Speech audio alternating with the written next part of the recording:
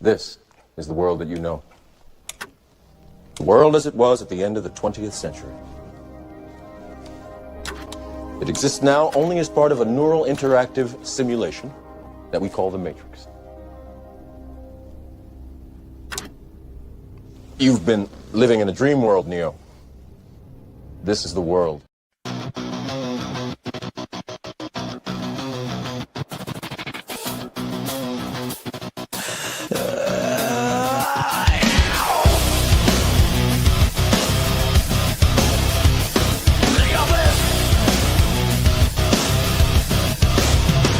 Cameras on, we're going live tonight. American pride and patriot fight. The white rabbit has taken flight. Knock, knock, sleepy Neo, this is for real. We're swallowing red pills left and right. Come and overdose with us Tuesday night. They say we're crazy, say we've gone too far, but we're just truth seekers under the dome. Don't be mad at us, Google Chrome. They laugh, they mock, they think we're insane. Please just use your effing brain. This is the UPC where real Americans are standing up, taking control of the matrix we keep dying for. You don't like it, you can leave. If you wanna complain, call the damn 6 screens, cause we're already detached from deep state machines.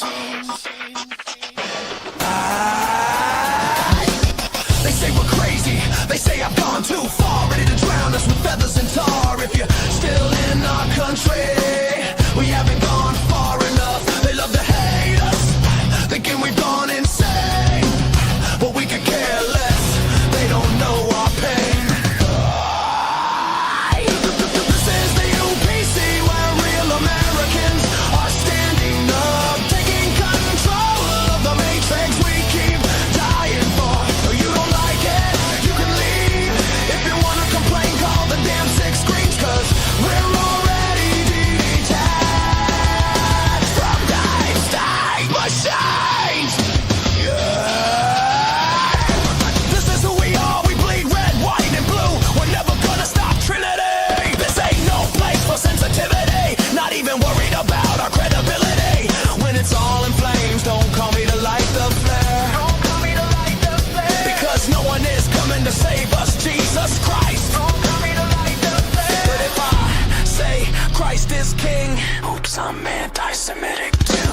This is the UPC where real Americans are standing up, taking control of the matrix we keep dying for. You don't like it, you can leave. If you wanna complain, call the damn 6 screens, cause we're already detached from deep state machines.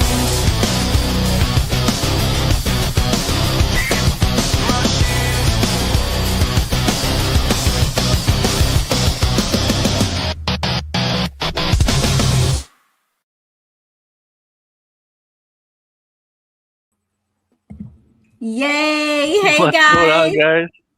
What's up, Finally bro? got What's up, the babe? computer to work.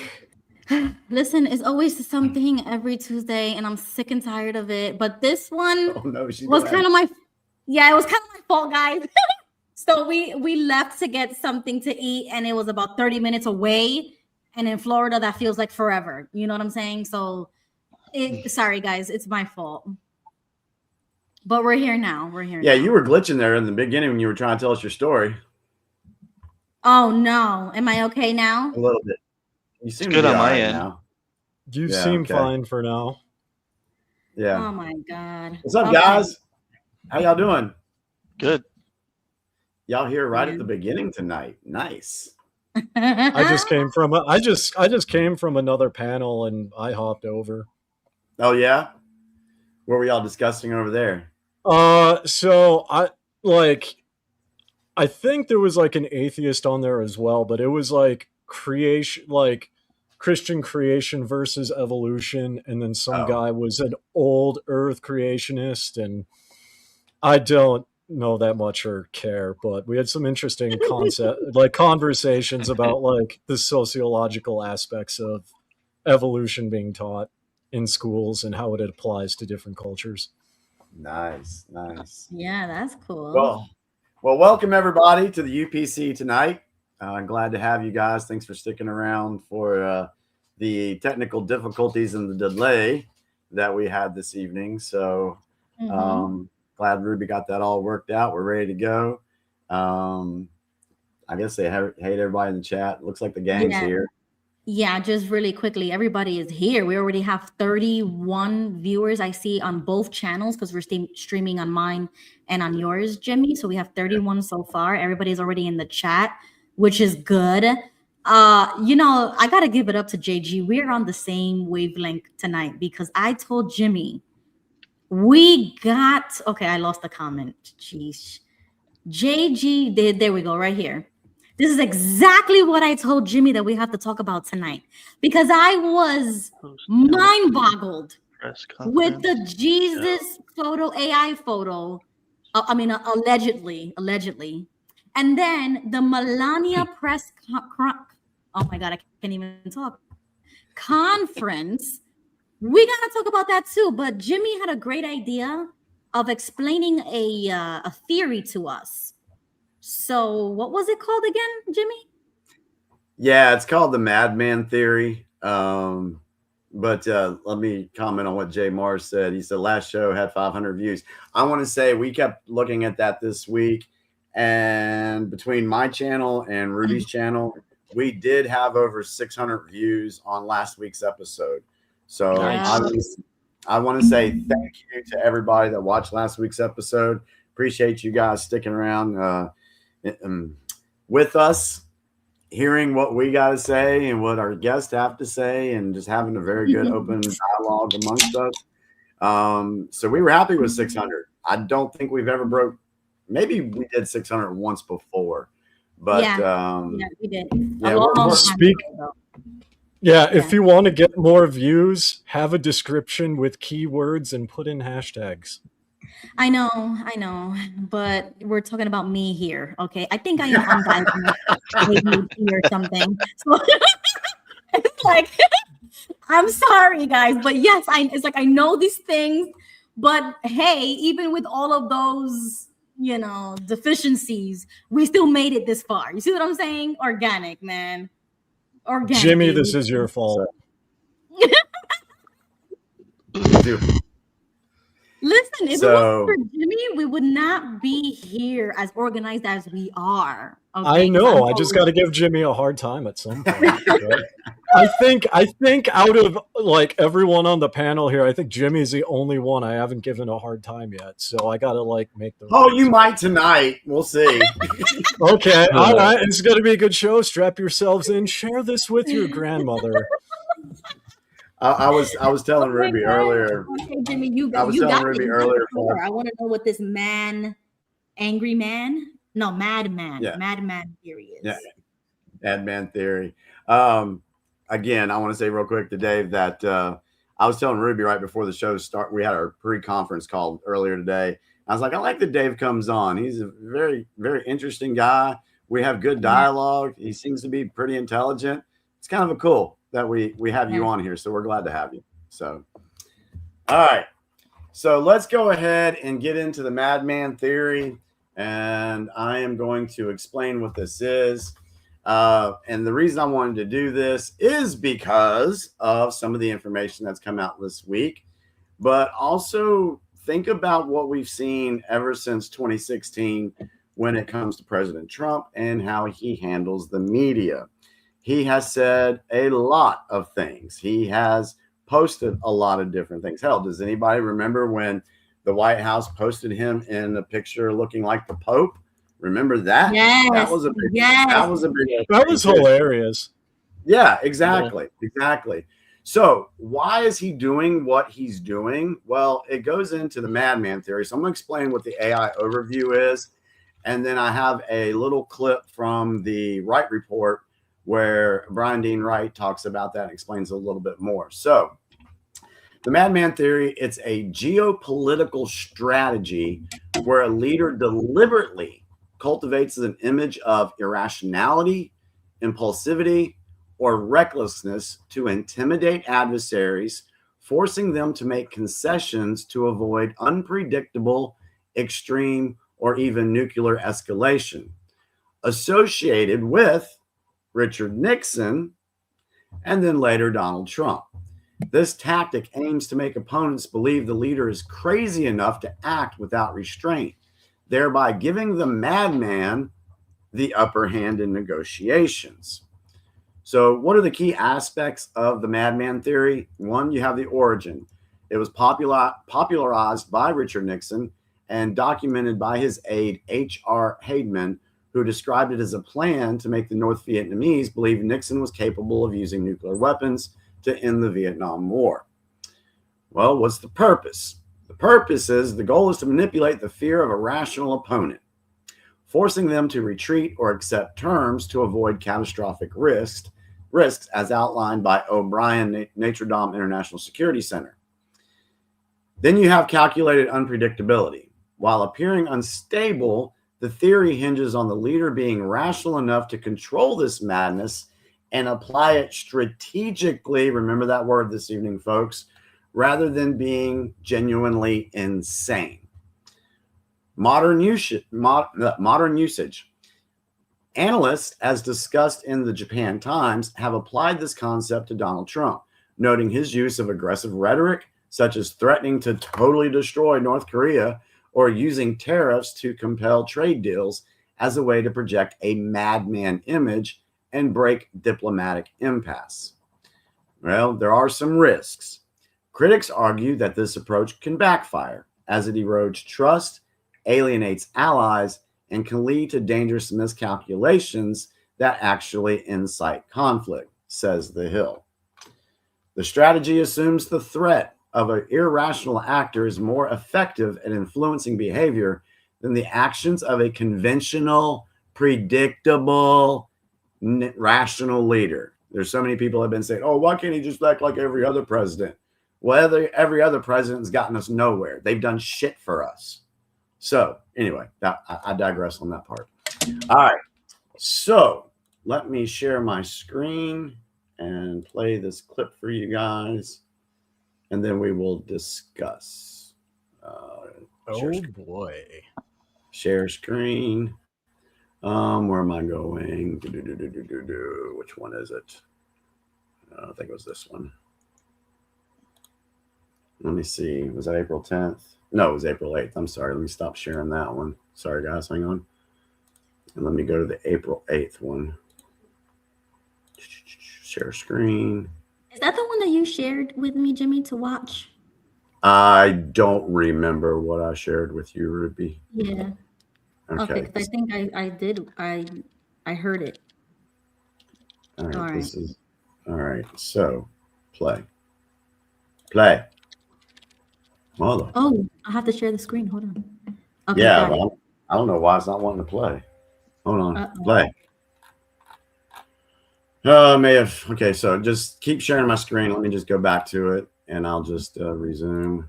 That takes us to what I would There we go. argue is the most important part of the brief this morning, and that's understanding President Trump's negotiating strategy here and where all of this is going. And I'm going to base what I'm about to offer you on my own sources at the White House and in D.C., plus some reporting from Europe and the Middle East. So let's first cover the strategy. Over the past year, I've covered how President Trump embodies that old leadership adage of it is better to be feared than loved if you cannot be both. But there's something else. And this is documented in reporting from the BBC last summer out of the UK, Germany's DW, and Al Jazeera, of course, in the Middle East. Based on their reporting, there is a strategy in national security that is called the madman theory. And the upshot is that you make your unpredictability a key political asset. In other words, persuade your adversaries, if you're a leader, persuade your adversaries that you are capable of anything, because you're bonkers. You know, you post anything to social media. And now watch out, world, I'm crazy. But the thing is, you're not. You act like a madman to then extract concessions from your allies and adversaries alike. And if you use it successfully, it can be a brilliant form of not just negotiation, but really coercion. And President Trump believes that approach, that madman theory, it's paying off in dividends, big dividends for him. Like the White House believes, based on my own sources, he's been able to get allies to happily accept a baseline 15% tariff rate when he first promised 50+%. Or the White House has seen that this madman theory is working to make Democrats call him Adolf Hitler and Nazis. They've done it so many times that it actually makes them look like the wackos and unreasonable. Or the White House believes they have used over the past month or so this madman theory to flush out the new resistance Republicans and podcasters to show everybody who they really are. So that is the madman theory, as European and press outlets have reported over the past year.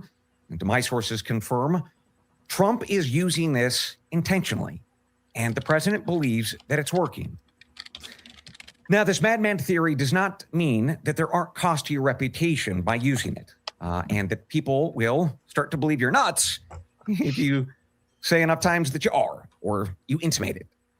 And it also means that if you use this madman theory, you have to follow through on your threats, for you're crazy as necessary, like President Trump did with Venezuela and this latest bombing campaign with Iran. You can't just bluff your way through it, is the point. At some point in the process, you have to demonstrate that you're serious with your crazy. All right. So there. I don't think he's crazy at all. I don't agree with that at all. Well, that's the madman theory, because it's like you're not crazy, but you pretend to be crazy. Yeah, but that's not. I mean, I understand what they're going at, what they're saying, but the problem with this, am I coming in okay? Because I have feedback in my side. Yeah, it's a little scratchy. It's a little raspy. Okay, you know what? I'm gonna disconnect and then come back because it's really bad on my end. I'm sorry. Am I coming good? Or we're good? No, you guys are fine, but it's bad. Okay, so I'm actually kind of on board with this. Not only for that reason, but also at the end of the day, Trump is a businessman, and there's an age-old adage, whether you're in business or a content creator like us, the only bad publicity is no publicity. If nobody is talking about you, you are doing something wrong. Right. And that's why I think he's like trolling people and like posting himself as like Jesus and stuff, because that's a great way to get people talking. Whether or not you agree with it, I mean, I think it's trolling and I don't care because I do the same bullshit that everyone else does. Right. But you cannot deny that like when Trump made himself look like Jesus, the internet lost its shit. On both sides of the aisle, everyone's talking about him. Yeah, what kills me when I saw that come out, and we'll get more into that because I got some clips on that I want to share as well. And I think Ruby does too. But I totally agree with you, Dave, when you talk about it being trolling and a business aspect to this, and I'll explain it. Trolling last week, he set the world on fire with his whole destruction of a whole civilization thing. And the internet lost its damn mind, and everybody was finally talking about Iran, especially the ones who weren't really paying attention. But this got their attention. Then you had this whole thing with the whole Jesus pick thing, and it has pissed everybody. It's like he knows what buttons to push to get these people to react. It happens every time. It happened when he called the first thing, oh, they're just fake news. People lost their damn minds. It's like there's many examples of things that he has said, not saying that I agree with everything he says. However, he's pulling this madman theory off pretty well, if that's what he's shooting for, in my opinion. Quick question, Jimmy. What other president has done this that you can give me an example of? And I mentioned it, Richard Nixon. And what did Nixon say or do? I would actually have to go back and see. I think Eisenhower did that after World War II when he started to like do the petrodollar, if I remember correctly, because after America dropped the atomic bomb, that's when the petrodollar started coming around, because Eisenhower's like, hey, we can do this to you too. Yeah, well, the information that I shared at the beginning, it only went back Mhm. saying that this was attributed to Nixon. Not that, now, this could have been the name of the theory. They finally named it or something. Maybe the actions that Eisenhower did were kind of like the precursor to the theory. I'm just Maybe, assuming. yeah. Yeah, I don't know. Now, as far as a business side of this, I can see it because I'm a salesperson. Okay. And I have Mhm. certain goals that I want to meet, not only for my team, but my personal goals and things like that. So I know how much money I need to make. I know what I need to sell. So Mhm. knowing what I need when I'm in front of a customer, I always show the best of what we have. I always show Mhm. the best. But this is what I tell my customer.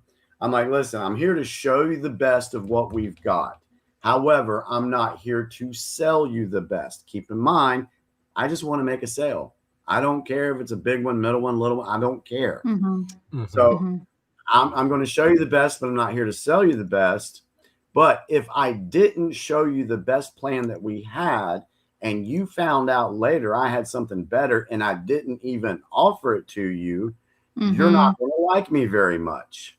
Mhm. So I want to start with the best. And if we need to work down, we can. So I say that's kind of similar because when it comes to the tariffs thing, Trump said, I want to put 50% tariffs on everybody. Mhm. All right. And I'm being tongue in cheek with that. Mhm. He doesn't really want the 50% tariffs. He wants at least a baseline. And he got it, the 15% tariffs on people. So they're like, oh, no, Mr. Trump, we can't do 50%. We'll do 15. Okay, great. That's what I wanted anyway. It's a sell, it's a Okay, tactic.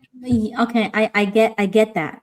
But what you're trying to say with this theory is that he's not really like what they're trying to make him out to be, like when they were calling him Hitler and everything, right? Exactly. So what you're saying is that that's true. He really isn't like that. He's just using those tactics so that the rest of the world can view him as such. Is that Yeah, what you're because saying? you Okay. think about it. What actually gets Americans interested in any type of current event? Okay, let's Drama, Clickbait. what's that? Clickbait. Yeah. Clickbait. Bo, what'd you say? drama. Drama. I, Exactly. when you're done, Mhm. Jimmy, I want to say something that someone who knows Trump told me, Mhm. and I'll tell you Okay. guys. Okay. Okay. So if we look at the cultural dynamic that we see in America, everybody's all focused on these well, in the past, the reality TV shows. I mean, how many people got stuck on the damn Tiger King thing back during COVID? Yeah, yeah, I remember. All right. I bet you I'm guilty. Jerry Yeah. Springer, Jerry Springer had an audience. All right. And Mhm. unfortunately, the American public is that it likes that stuff. And Trump, Fascinated. Yeah. yeah, and Trump knows this. So why not just say the most outlandish thing to get people's attention? Because as we talk about the Jesus thing, we'll talk more about why that was significant and not what Mhm. the media is portraying it as to be. All right, go ahead, Bo. Okay, so this is my opinion, and I don't know Donald Trump, but my friend does know Donald Trump and worked with Donald Trump and was one of the major donors. Okay. Mhm. So if you guys don't know this about me, but I was involved in politics, it's one of the ways I got to meet Jimmy. Okay. So I worked with, we were talking about this with the Republican that's running for US Senate. He told me, and I won't say his name, but you guys will know Mhm. if you know who I am talking about. He said that Trump is an actor and that all this stuff going on that you're seeing in this stuff is and I'm going to tell you guys right now, it might sound crazy, and I've told people stuff and they're like, yeah, I was literally told things by him, okay, about COVID and other things that were going to happen with the jab. I'm sorry, I didn't mean to say the bad Mhm. word. Mhm. Mhm. And those things happened 2 to 4 months after I was told.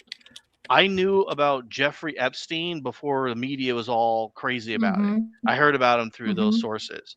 Mm-hmm. And they said that the Republicans and Democrats, his opinion, they are just putting on a giant show. And Trump is, and he says the WWF, the wrestler Yep. thing, and he Yeah. sent me this Mhm. video, and he said, "Watch this," and it talks about WWF and how it's fake and all the fake drama they build up, and he says this is Mhm. literally what it's like. And in my opinion, like when we were going and I first got involved in politics with my friend, I thought this was going to be like debating and the smartest people and all this kind of thing. Mhm. And honestly, when it came right down to these people, it's like high school. They're literally like high school. That's what it was Oh really yeah. like Yeah. behind the scenes. Well, yeah. I mean, because Mhm. that's how you get that's like, especially today with like social media, that's how you get people interested in politics or anything intellectual, right? You can look at politics, you can look at science, you can look at even in some cases religion, which is kind of weird Mhm. that there are Mhm. Christians doing this, but whatever, Mhm. that's an aside. It's like Mhm. the only way to do it is to like have these really off the wall, unhinged tirades on YouTube, and you blow up. Yep. I've seen plenty of very intelligent people who make very good points on YouTube, and they have less subscribers than I do, right? Mhm. Because they're not selling. Their thumbnails are garbage. They're using academic speech. They're not ranting about like the Jews taking over the world with alien Like lasers and us, like, going crazy. yeah, Mhm. like Alex Jones, like he Yeah. went viral off Right. of like, gay frogs that became a meme and just boom, right? Yeah. Yeah. Like I wish I thought of that honestly, but that's Mhm. just what you have to do. You have to I think this goes back to ancient Rome too, because it's like historically theatrics and politics are very much hand in hand, especially Mhm. if you want to make money. Because you can't just Right. promise people things, you have to entertain people too. Yeah, I just noticed a comment from Slim. She said he is the president of the United States. He already I has agree. plenty of Yeah. attention. Mhm. Okay, that's fine if there's plenty of attention on him. But what about the subjects or the situations that he's trying to get people to focus on? Those are the things that people aren't paying attention to. A lot of Right. folks, they're just paying attention to whatever crazy old Donald Trump says, but they're not asking, okay, why is he doing this? What's behind this? Because I'm gonna share a clip a little bit later, talking about the strategic aspect of this. Because your everyday American out there has no Mhm. effing clue what's going on. No. But hold on. Okay. See, this is why I I see. agree with. That was kind of a broad statement, but Yeah. but No, I most get it. I agree with yeah. you, and I agree with Bo, but I also agree with JG and Slim because Jay says, but if Trump is doing this theory, right? He's doing it to us as well. We aren't getting authenticity from our own elected president. What he's trying, and this is my opinion. Y'all know I'm going to. Mhm. I'm the Trump guy on this panel. We talked about that earlier, so it is what it is. I'm going to stand behind him until I see that he's not doing what I think he needs to be doing for the American people. But what he's doing Mhm. right now, in my opinion, is he's actually educating the people and trying to educate the people so that they will figure out that, hey, it's your responsibility to take back your Mhm. country. It's Mhm. the people's responsibility to do that. Instead of waiting on a leader to do it, we need to do our part in saving this country as well. So, and But in a he's not war, saying that. That's the problem. So he's acting like the madman, but he's not actually saying or doing anything that we can see on the outside. He's probably doing a million things behind the scenes. We've talked about this before, but the main reasons why we voted for him, me and you, was the deportations, was the arrests. We wanted people to get Mhm, arrested and get thrown into jail. Then the whole Epstein stuff. mhm. We were waiting for those promises to be fulfilled, and it has not happened yet, It's gonna like the way start happening we though. thought. Right. Yeah, And I remember we Yeah. talked about this before, but I'm just bringing it up again is because Mhm. those two things in my brain just don't make sense yet. They're I not was listening. clicking yet. I don't think you can, like, and this is the thing too. It's like what do people prefer and what's best for the country, right? And it's like authenticity is good for the citizens, but it's dangerous when you deal with radical Islamists because then they know how you operate and then they can take advantage of you. The madman That's an theory is extreme example, though. Like what we really wanted was our country, right? The border. I mean, Yeah. Trump was really good with that the first time around when he was talking about the wall. So, for example, I want that Trump back again. I'm not seeing that Trump like the way we used to see him in 2016, 2017. Yeah, no, I agree with you. I guess to clarify, my point is you can't have both, right? You either have the madman theory or you have the authenticity. You can't do like the madman theory, which I'm leaning towards. I can't say for sure because I don't know Right, Trump, right. but I'm leaning towards it. You can't have the madman theory and then have him turn around and say, oh, you as citizens need to take back your country and be involved, because no one would take him seriously because he's acting batshit insane. Yeah. They would just assume This he's is- being batshit insane. And this is where I agree with Bo on this whole thing about Trump being an actor. I mean, how many times has Trump actually said, hey, maybe I'm central casting? He has said that many times. Right. He says All right. weird We've things. also said that you've been watching a movie. And Yep. what makes a great movie? Great actors. So because if you want to go down the roads that I've gone down, when it comes to the arrest and all this stuff, I believe a lot of that stuff's already been done. This whole thing with Iran, Right, I think it was already done before it even began. Yeah. And people are just now paying attention to this stuff. Now, normally most people will be like, go on with their lives. They won't pay attention to this stuff. So what does Trump have to do? Has to come out and say something crazy like he's going to destroy a whole civilization. That Can I say something? Go ahead. About what Ruby was talking about the arrests and stuff. We were actually seeing arrests actually going on, but it's not really being blown up. I'll give you an example. Is Eric Swalwell? Or Yeah. is that how you say it? So Swalwell. okay, now I'm gonna say this, and this is a grain of salt, and this is a theory. Put my little crazy hat on, but my friends that are politicians, this thing that they're talking about, that you do stuff before you get that job, they do that. Okay, they all do it. They all have it done, and they all have stuff on one another, and that keeps them in check. Trump's team is going after him and is using that stuff now, means he's taking the gloves off, and that he's going to start arresting people. And he's purposely showing us all these bad judges, because when he starts doing this, this is why the government got involved with, I forgot that guy's name, who killed the girl on the bus, and he'd been arrested 14 times, and the Democrats let him out over and over and over and over again. This is all over the place, and they are talking about that the judges that were letting him out might be held accountable for that behavior. That has never happened before. Yeah. Go ahead. Oh yeah, I just wanted to jump in real quick. I saw online, and someone please correct me if I'm wrong, but the guy that stabbed the Ukrainian immigrant on the bus or the train, he was found incompetent to stand trial. Yes. And that's why Trump said, "You're kidding me. He's been arrested. This is the 14th time he's done this, and now he's being." It's because they're doing that on purpose. The Democrats, this is their model. This is what they do. They want the crime. The crime helps them do whatever for whatever reason. They want the chaos, and this is why I think my personal opinion is that California is going to start turning red.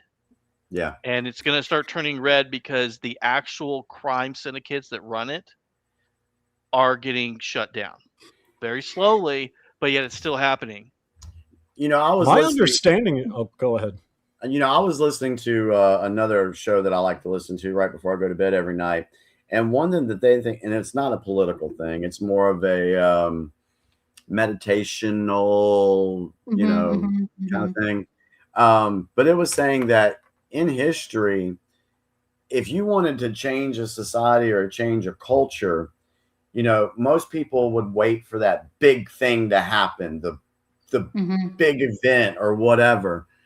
But most of the time, it's usually something that went under the radar that the public didn't know. And then over time, it actually changed the culture and changed the society. So if we look at that with the American history so far, let's go back to just 1913 with the institution of the Federal Reserve. Mhm. Those things it wasn't this huge thing in 1913. It's something that slowly took hold. The deep state ended up making more programs. The globalists, they put in more programs, and it was never a big flashy thing. But ever since then, our society has completely changed from what it was originally meant to be. And it was all done slowly and systematically. So if you want to get rid of that, you have to fight fire with fire. There may not be this huge, big event that everybody's waiting on. It could be small backroom deals. It could be certain things that happen that change the trajectory that we were on. And a lot of people might miss it. It's going And to be the fraud. The fraud is the thing that everyone normal people who can think and have common sense and are not pedos and deep staters don't want the fraud. Like Democrats and Republicans can agree on that. And that's where the unity of the two can come together. Starts. See, Because Right. that's Right. where it's going to happen. Because I am furious about how much money I'm paying. All my money is Yeah. going to all these stupid woke garbage crap. And then the Mhm. people who are like, hey, I like the woke people too. Now they're suffering too because they're like, okay, wait a minute. So our governor is allowing fraud, creating fraud, not doing he's mismanaging the police, he's mismanaging the fire department. And then now the person that they're putting to replace him because he's not doing a good job is an active rapist, and everybody knew it and everybody was hiding it, and it's bam, it's in their face now, and there's no hiding it. And all the like bull crap that they've said, that when the victims come out we have to listen to them, they're always right, now it's being used against them. And I think that this is intentional. I think they've gone and used their crazy, they've used it to expose that, hey, what comes around goes around. This is out of Mhm. control. California, I mean, they just recently, did the arranging and changing because there was too much red going on, and they knew it, and they were going to lose counties. And so I don't know. Like I haven't been to California in a long time, but I used to go there for about 15 years on vacation with my kids and everything. And the one thing I Mhm. started noticing towards the end, when it started getting kind of like I don't even want to go to California anymore, is the locals who were Democrats were like, I didn't vote for him. I don't think people are, and it's all fraud. And they were all saying it. Democrats, Republicans. Right. Well, really, I didn't really talk to any Republicans there. I'm gonna be honest with you. It was all Democrats. But to, yeah, That was my that's my experience with that's actually my experience with Minnesota. And what I was going to ask, it's like my understanding is California is like Minnesota in that, like, on Mhm. paper, it's a blue state. But if you look at the counties that voted for Trump, Minnesota, like, almost all of it's red. Almost yeah. all Mhm. of it's red. And if I think Same with California California. is the same. Yeah. And I Mhm. mean, that's one of the reasons why, like, my wife wants to get a B2 visa to visit my family. And she's like, I want to see what kind of where you grew up. And I'm like, no, I don't want to go back to Minneapolis. oh my Like, God, we could go to Bethel because that's like a red county. People in Bethel leave you alone. And like with what you were talking about, like Democrats and Republicans not voting for anybody, I can't find, even of the woke liberal people I went to high school with, I can't find a single person that voted for Keith Ellison, right? Or right? like, the governor. I can't find anybody. And I freaking grew up there, right? It's like, how Mhm. are these people getting in if, Fraud. like, like, I'm sure there might be some people out there somewhere that voted for Keith Ellison and the governor and like all these different Ilhan Omar, like the Somalis are voting for her. Sure. I can't find anyone else that's voting for Ilhan Omar. And I lived there for a good part of my life. Yeah, 2 points. Mhm. Go back to Bo here for a second, where he was talking about fraud will be, a uniting factor. I think that will play a part. I think to expand on that a little bit, I think the children will be what unites humanity completely. Once the Mhm. public finds out, and there's a lot of talk about it, and Yeah. are people doing their research? Are they looking this stuff up? Because once you find out what this deep state globalist criminal syndicate has done to children all over the world, that should outrage you more than a freaking meme. Okay. If it doesn't, then I'm going to say you might have a problem. So, Okay. So, okay. hold on. Second Go ahead. thing, hold that thought, Ruby. Second thing, to go with Dave, what he talked about, no one voting for Keith Ellison or Elon Omar or any of those. We know that most of those people have been installed in their positions. So, so regardless of whether, think about it. We have absolute proof of someone being installed and no one voting for her. It happened last year or 2024. Kamala was installed as the replacement for Joe Biden. Not one single vote was made for her to do that. Not one. Isn't it weird that all these like Indian descended people have just magically popped up everywhere? Well, in exactly. government? Because that's what they're trying. They are trying to basically replace the population here in the United States with their foot soldiers, with their foreign, assets and things like that. That's what they're trying. They're trying to turn. Look what they did in Minneapolis. They're trying to turn the country Muslim. That's what exactly. Now, to Bo's point, and this is a conspiracy theory I have. So get your tinfoil hats out. Yeah. But Bo specifically said Indian. Yeah, right? Not Native American, just so everyone understands. Yep. Now, as a Hindu and having family in India, I will say this. India and America have close ties. And the reason why I think, and I think I brought this up before, if not here in other places, is that India shares a lot of intelligence on the Middle East with the United States because, like America, India is very well aware of Islamic terrorism, right? They're very aware. And so it's that's part and parcel with having a friendship. Now, in my opinion, I think it's going a bit too far with H-1B visas that they come over. But I do see the logic in it because by allowing Indians to come over, you are solidifying political relationships with India, which is going to go very well if like China acts up. Then you've got India on both sides of China, but you also have that previously mentioned intelligence coming literally about Pakistan, its terrorist organizations, as well as the Middle East, because India's Marcos and other military units are actively engaging them as we speak. Dave, can I jump in here real quick? So I just want to clarify because I don't think what I said it's coming over correctly. When I was saying that people from India are over, I'm talking about like JD Vance's wife. We're talking about the FBI director, that stuff.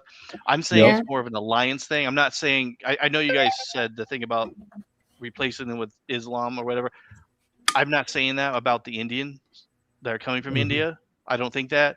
I do feel the same way with Somalis and those other people. I just want to clarify that I think that my opinion is that India and the US know that the shit's going to go down in I'd say the next 10 years when it comes to Russia and China. And I think that India and the US are becoming much better friends based on the weapon sales that are going on because we're giving them advanced weapons that we don't even give some of our European friends.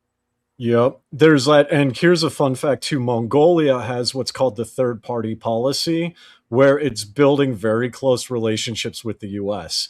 Now, Mongolia has got strong ties with Russia, but if you guys ever want to do a deep dive on international geopolitics, you'll find there's a lot more Indians coming to Mongolia now, and Mongolia is making a lot of deals with India as well. Which would be a de facto deal with the United States because, like Bo said, India. Because India, they're working. You're together. Buying our weapons now. You're buying our oil. That's what we want. And now we own the markets. Yep, and Mongolia is allowing America to mine more here, which is kind of a big deal because Mongolians are very protective of their land, right? Russia helped liberate Mongolia from China. So if something goes down with China, we're going to be the first ones to get hit. That's why India, Russia, and America are on the top of the list for geopolitics. Because if anything goes down with China, we're going to get hit first. Yep. Interesting. Wow. Wow, we are off to a fast start tonight, That folks. was very Ruby had something educational. she was going to say, and I. Oh, yeah. So, okay, hold on. First question for you, Bo. You said about the whole judge situation. You said Trump said that about the judge? Well, there's statements about that whole Trump's administration was saying that the federal Okay. government is going to look into it because they're obviously not following the law. Right. Okay. These judges are letting these people out and it's not following federal law. And they're saying that Right. we can actually hold them accountable for this. I didn't say they're going to do something. They're saying that they're looking at what they can do to hold them accountable. So what I'm saying is that we know that the judge system, I mean, judges can get away with a lot of shit, like a lot of crazy shit. Like, and when you go for dirty, that's the number one place you need to go to, is looking at what judges are doing, because they're the ones that are letting the criminals come and go. And if they're compromised, everything else doesn't matter. DA, whatever, it's all crap. It means nothing. And California is absolutely famous for letting child molesters get away with child molestation. Just completely free and off and do whatever they want. Right. Okay. Yeah, we've talked about this on the show. We did. Yeah, we did. Yeah, me too. We did this a lot last summer when we were doing the news blast and everything, because it was like every week we were on, there was another always judge a story about some corrupt judge doing something. Now, at the time, people probably thought, well, that's just another bad judge. But we were being shown how corrupt the judicial system was, because every week we had an example from somebody, from some judge somewhere in the United States doing something unconstitutional that they shouldn't have been doing, or letting perps walk. So right there, we were being educated to say, hey, maybe the judicial system is not what it needs to be, and maybe it needs to be altered and changed. Maybe we need to get real people in there that will uphold the Constitution and get these folks out of here. Who does that fall to? That falls to the responsibility of the citizen to make that decision when they go and, well, you have. Yeah, but the administration that Bo is mentioning, you see, we get distracted with a lot of news. So I want to pinpoint when they said that, how they said it. Like, I want to really read into that, because it is the executive's job to do that, right? Well, if a judge is doing something that is deemed unconstitutional and treasonous to the nation, it doesn't matter about the administration, because the military has what's the word I'm looking for? It's not that word. Oh my God. The military can take care of it. What's the word I'm looking for? Jesus. Oh no! Now we're all stuck. God, it'll come to me. But wouldn't that be the governor? Jurisdiction. Thank you. Yeah. Yes. Oh, that's the word. I was thinking about it. I didn't. Yeah. If some of these judges, if they're proved to be treasonous, and not just the judges, but congressmen, senators, anybody, people are looking for arrest. But like we have said many times on this show, who are you going to get to try them if there's a corrupt system? Who? I get that. That's why I'm not pushing it as hard. Okay. Second thing, I have to push back on you, Jimmy, because you mentioned an example about the Federal Reserve and that there was not a big thing that happened, or maybe people. Okay, see, this is my thing. Maybe people didn't notice it, but something really did big happen right before that happened. Do you know? Well, you had the Titanic. Exactly. So if you weren't sleeping behind the wheel and you were awake in 1912, 1913, like us, then you would have known that this whole Titanic situation was a huge psyop into getting what they wanted, which was the Federal Reserve. Yeah. Which is unconstitutional as well, is it not? Yeah, and we know, it is unconstitutional. And we know that there were people back then that knew this, or they were awake to what was Awake. happening. Right. There were people that did know that, but Right. I'm talking about your everyday Normie. hardworking, get up in the morning, go to work, take care of your family. What did they Right. know? You know, we And didn't that's the have. problem. They're still asleep. That's my second problem. So for the normies, the NPCs who are still not awake to this fact, why are we still coddling them and waking them up slowly when we should just go ahead and do what we got to do because we're already awake? See, that's the thing. We're at the point in this information war where we're not going to wake up anybody. We're not going to wake up anybody. Our job is to put information out, and then hopefully, you know, somebody, you know, will see something, not just our job, but other people that are actually doing this for the right reasons. And we'll get into the ones that are not doing it for the right reasons. But our job is just to keep putting that information out. Yeah, but what you're saying hopefully is it'll reach the person at the time it needs to reach them. I mean, it's been right. effective. I mean, look at us. We're here. Yeah. Where were we 10 years ago? We weren't doing this 10 years ago. Yeah, exactly. Not even. Were any of us even? caring Well, I about it. mean, I was talking about stuff, but I wasn't talking about politics. And then, bam! That's like here every Tuesday. Okay, but that's another problem. That's another problem. Why are all of these people who are in positions of authority still doing this show, being actors, and trying to make it look good for the public or optics or whatever? They're getting paid and not do their job. $40 million. And because some of them are still trying to win this war. These deep state it's like they're not going to give up. Never going to give up. Yeah, they're going to push their agenda to as far as they can. There's no giving up. Take them out, exactly. What's at the very end for them? They have two choices. They either conquer us, or it comes out what they're doing to children, and they get killed. Exactly. Or, right. No, but, not killed. Okay, That's not the right word. Unalived.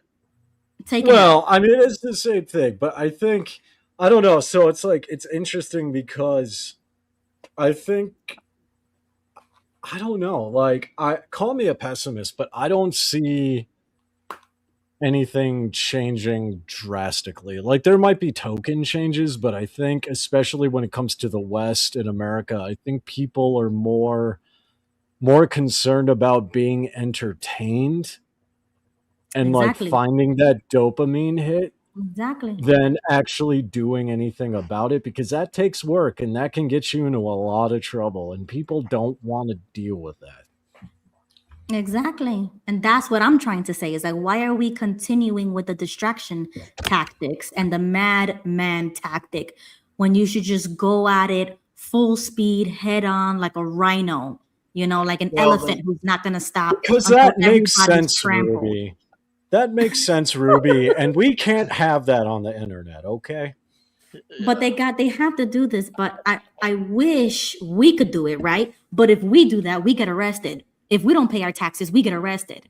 So why are we getting punished to just trying to save our country, right? So deep state, think about like what Ruby just said.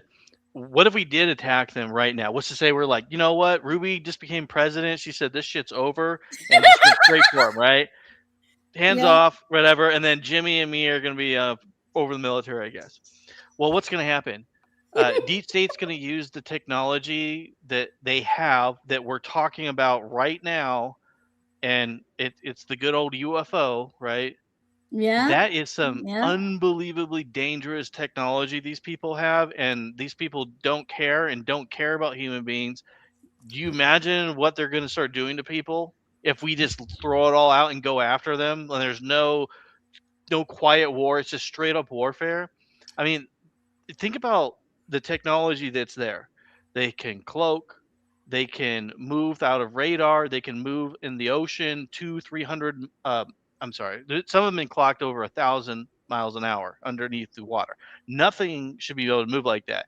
It can move from the ocean into space in like 15 seconds.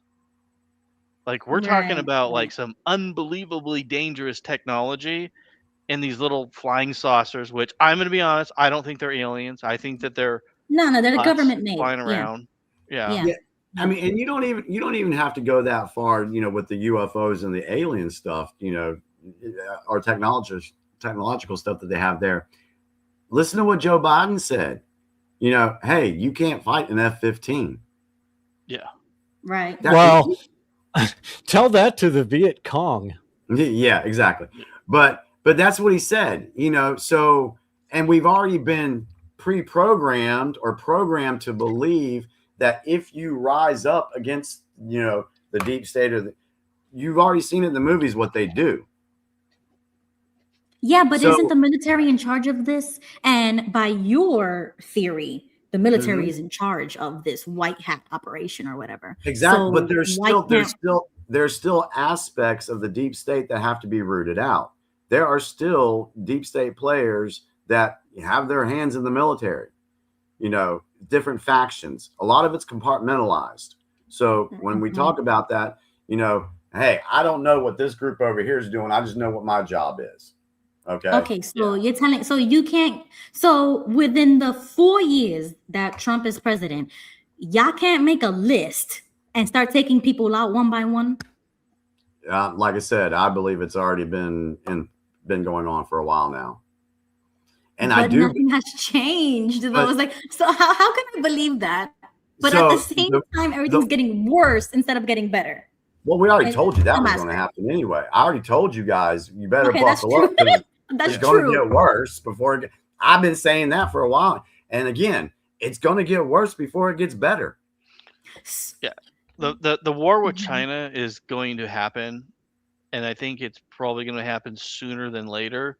And I think Trump is doing things the way he's doing because he wants to slow China's progress, because China's going to come for us eventually. There's no getting past that.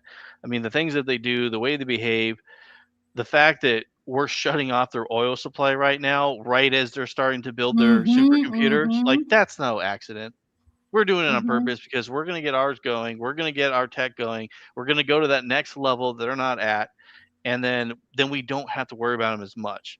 But right now we're at that weird point where, yes, we're more advanced than China, but if they get their supercomputers going, that means that technological gap is going to disappear and fast. Because the difference between, like, let's be realistic, China has like tech level 4 and we have tech level 5. Their tech level 4 might actually be level 3. So we're basically a level 3 versus a level 5 power, honestly. But they could jump really quickly and then be at our same level. And if they're at our same level and they have their industrial power, it's going to be hard for the US to be dealing with that because we're on the other side of the planet. Yeah, well, and there's that, but there's also things I'm seeing here in Mongolia, like China. China, I don't know if they're building them here yet, but I know that there's talks with the Mongolian government to build their like AI data centers here. They've also moved a substantial amount of nuclear warheads from like what we would call mainland China to the border of Mongolia, right? So they're like in between Inner Mongolia, which is Chinese owned, and like the border of like us. They're moving their nukes out of mainland China. There's articles I've been seeing on that here. So that's pretty concerning. Yeah, I mean, I don't know. I don't know if China would engage in open warfare. I would, and this is just a hot take being in Mongolia. I think America is at war with China now, but it's not like, I don't think it's going to be full blown, like boots on the ground or like missiles warfare. Yeah. It's economic, it's technological, it's asymmetrical warfare, and it's happening right now. Yeah, they're going to continue doing that until that fails. If that fails, then their alternative is standard warfare.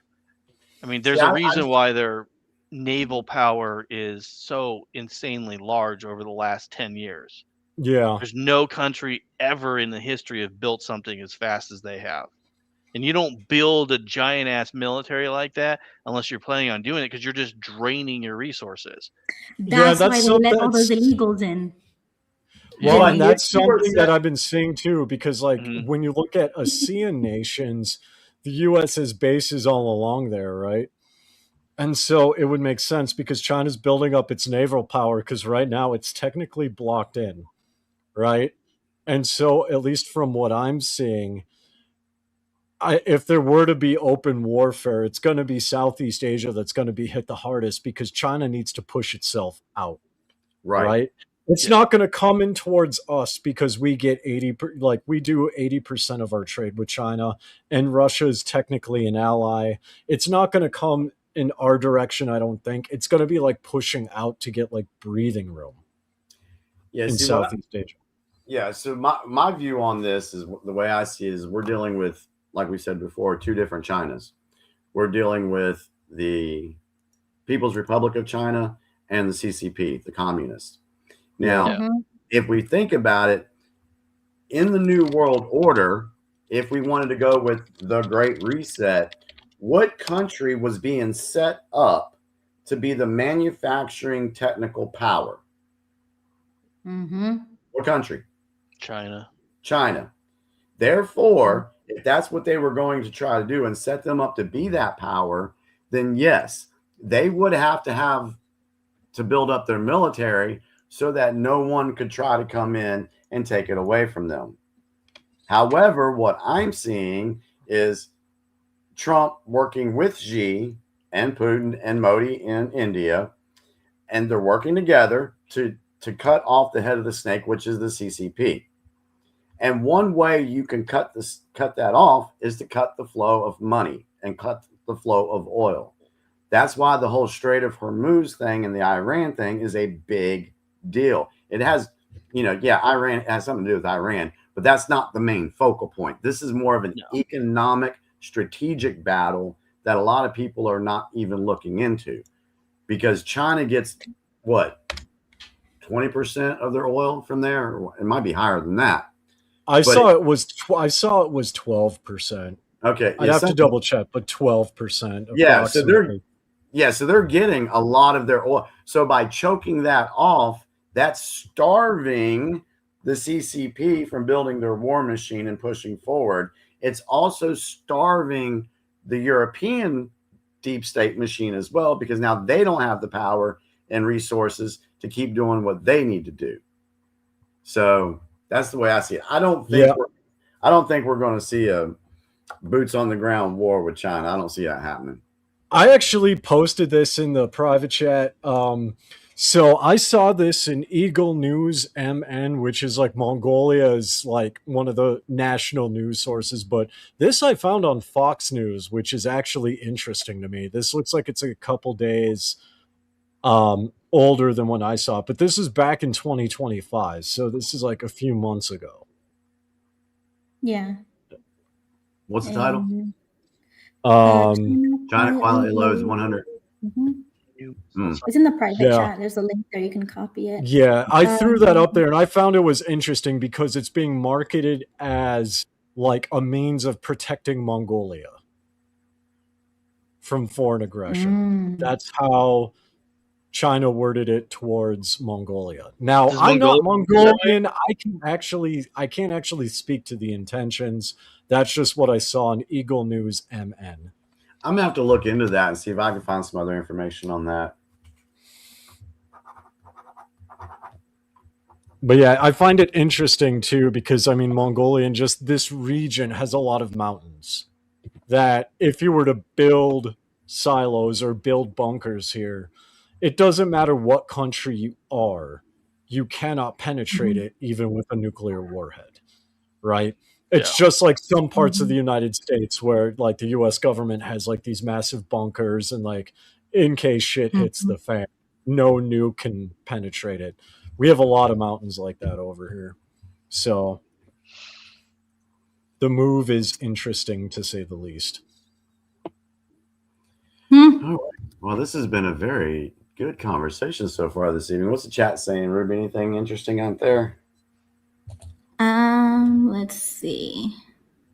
So JG seems to think that, well, he agreed with everything that Dave just said, and he says that the U.S. is losing that race. I don't know if I can agree with that. I wish folks would make the distinction when they say U.S. or China or Russia, because you're dealing with different factions.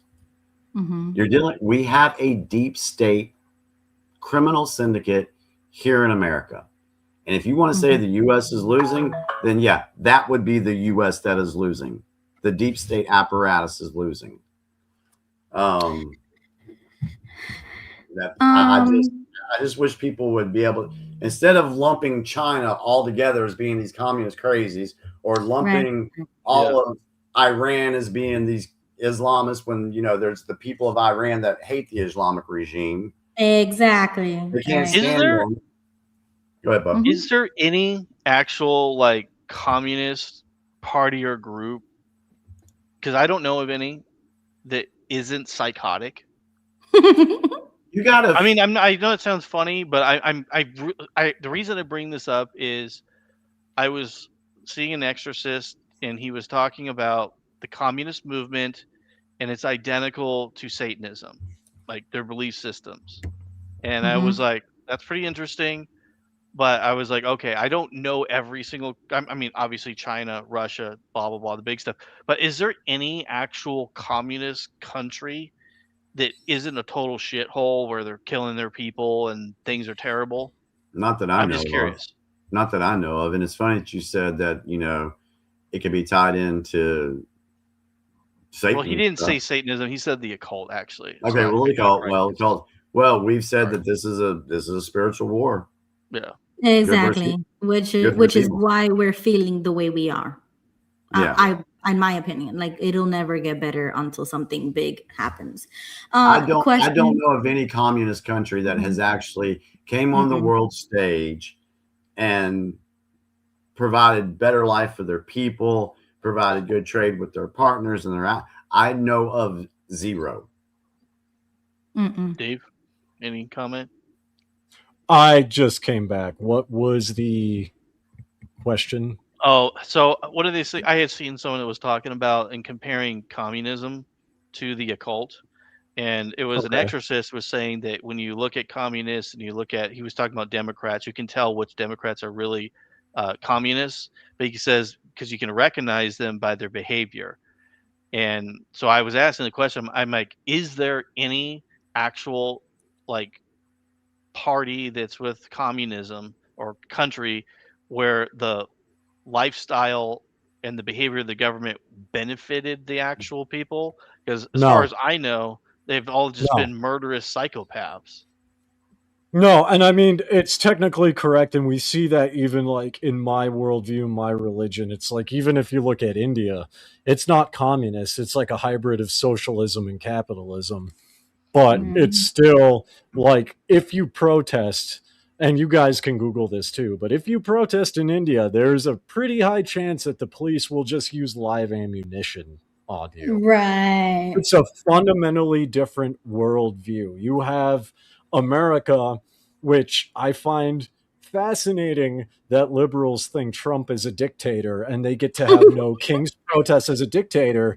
That happened in China before, called Tiananmen Square. And you guys know how that turned out, right? With tanks, right? That does not happen in countries that are free. Well, not even that are free, but I mean, like, there's no such thing as a communist country, because you can't even get a country with millions of billions of people to live in like the true commune state. It's impossible.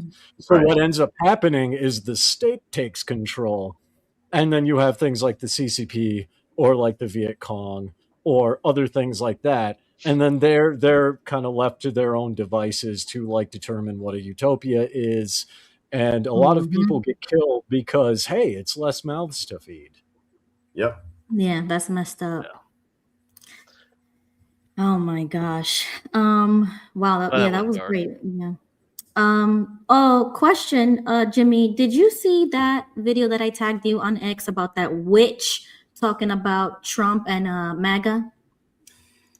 Yeah, Maria Abramovich. Yeah, I seen that. I saw that back in 2020, 2021.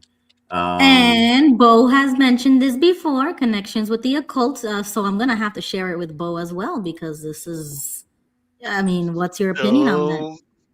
Yeah, I don't know if you saw my response to that, but That woman is straight up evil. She's the one that's, if y'all don't know what spirit cooking is, look that up. We're not going to get into it tonight because maybe another night we'll get into that. No, but this one, the only reason why I bring that up is because I'm thankful that this user right here, Marty, says that MAGA is the highest ranking magician in the Church of Satan, right? So Bo might know a little bit better than us. But did you know? Did you know that about with the connection with Trump? I can't MAGA? say or disagree. I've never heard that before. All right, so I have heard that. Not true. I have heard that, Ruby. Okay. And what's funny to me is they tied the MAGA stuff to Trump. Of course, he did make the movement popular and everything like that.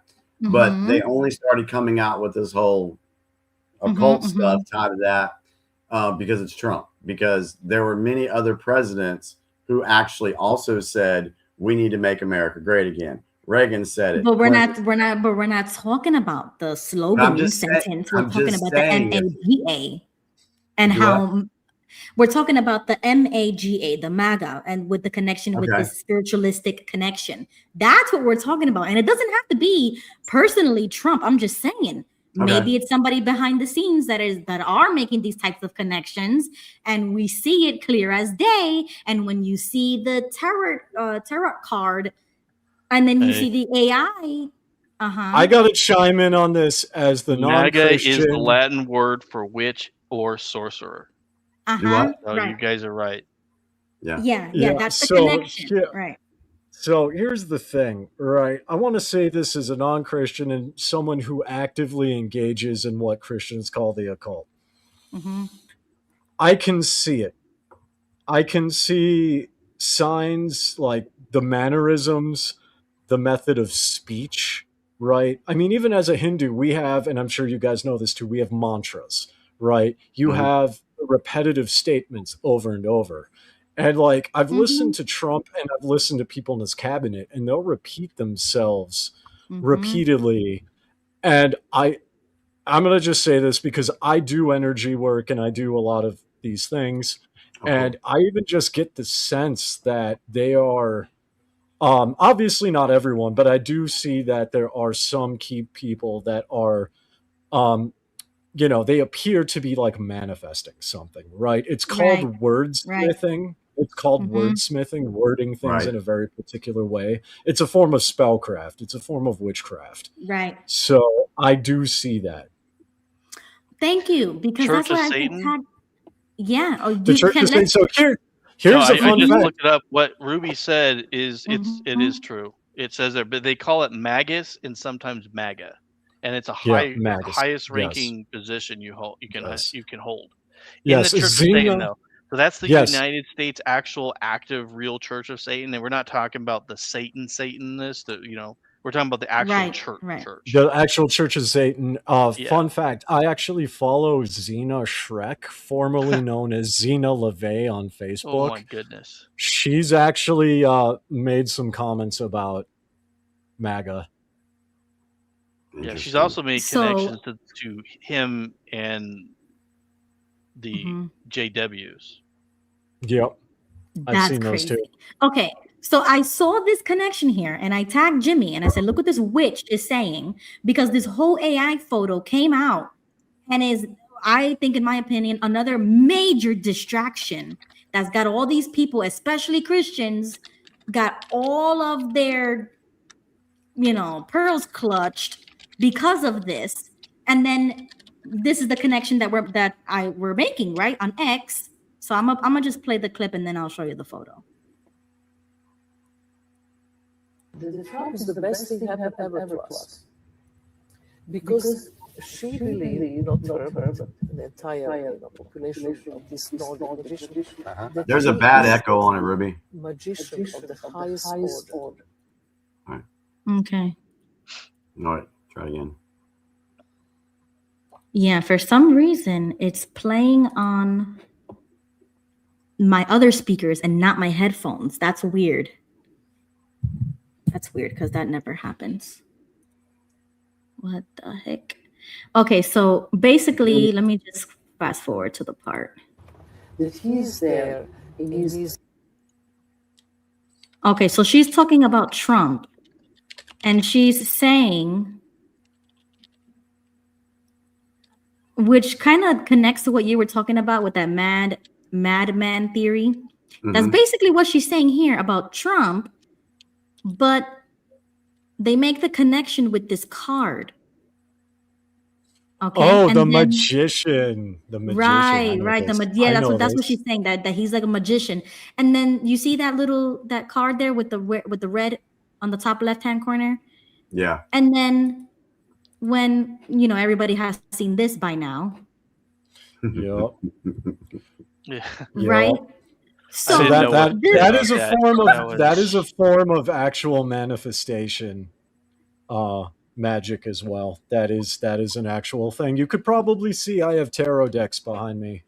That is a thing. And So- I mentioned in the chat Trump's pastor. I forget her name, but the blonde haired Paula lady. White, That crazy Mhm. lady. Oh, she's heavy. She's heavy into it. demonic. I could see that a mile away, dude. Like, from the very beginning, we've talked about this, and I'm like, why is Trump surrounding himself with these types of people, and then has the audacity to call somebody like her his spiritual leader? What is Because going he's- on? see, here's the thing. I want to address this because he's in on it, right? I've heard many people say, well, Trump is keeping his friends close and his enemies closer. Sure, but you don't have your enemy as a spiritual advisor. A Christian Exactly. having Paula White as a spiritual advisor is akin to me going to a fucking Muslim imam as a spiritual advisor. Yeah. It does not happen. It is unheard of. Exactly. It doesn't make sense. And this is what I'm talking about, Jimmy, is that Trump is doing a lot of things and saying a lot of things, especially his whole freaking cabinet. And none of it makes sense. It's so confusing. And now it makes me feel like I can't even defend him anymore. Like last year or the year before that, I was a die-hard Trump fan. I was like, he could do nothing wrong. I was very defensive of Trump because I Right. believed that he can make the change that we needed to. I didn't care about any of these other players, especially in his first term. I liked it because it was more family oriented. Like I really felt like the whole family was involved and was helping him. But this time around, I feel like I'm second thinking everything. And that's, And I I could be understand that. That's Right, a little. wordsmithing. I mean, that's literally a spell, right? We think of spells as like, many people think of spells as like someone in a corner with like candles and saying Yeah. a bunch of gibberish. Charisma is a form of influence, and its influence can be used as a form of witchcraft, right? It's a spell. Mhm, That's why you mhm. hear many people going back to, like, as an example, Adolf Hitler. When Adolf Hitler died, all of the people that survived was like, the spell was broken. And I'm like, wait a minute, what the hell have I been doing for the past 20 years? Right. It's a literal form of witchcraft, plain and simple. See, the way I see it, I can understand why people feel that way. I can see. I'm not disputing that one bit. But for me, from what I've learned going all the way back to 2020, I see a different game being played here than what most people see, or Mhm. I just see it being different. I'm not disputing what you guys feel and believe. I have no problem with that at all. My wife feels that way. My wife has backed away from the political stuff. I Yeah, think there's yeah. more than one game going on because there's, and Definitely. this is actually, if you guys are familiar with predictive programming, if you've heard Yeah. the term predictive Yeah. programming. Yep. So if Mhm. you play the Fallout video games and like watch the TV show like I do, you know that a lot of what we see now has been predicted in 1999, even down to COVID being released by China. It's called the new plague. But anyway, that aside, like with the predictive programming, there's something in that series called The Great Game. And what it is globally, all the wealthy, all the billionaires, all the tech elite, all the, all the spiritual Mm-hmm. people, they are in this political game with each other, and their factions are warring with each other, even in the Mm-hmm. United States. So I Mm-hmm. think, being a little conspiracy theory minded, because I'm drinking Mm-hmm. right now, I think Mm-hmm. dude, it's weird. I drink alcohol on this panel, and Christianity makes the most sense. I don't know what it is. But, That's how you know it's real. It's down there somewhere. You just have to but drink to I find know. out. That's crazy. Yeah, I just need to be an alcoholic again. That's what it is. All joking No, please aside, don't do though, that. all joking aside, I do think there's multiple games being played where you have the political scene, which was what like Jimmy's talking about, and then you have like the occult scene, which is what I'm talking about. You have all these different players that have all their different things Right. going on. And because they're all part of one group we call the elite, you're gonna see some overlap, right? This is Right. why like the tech billionaires who are supposedly atheists are mysteriously into transhumanism and rip off of Hinduism and then the occult. Yep.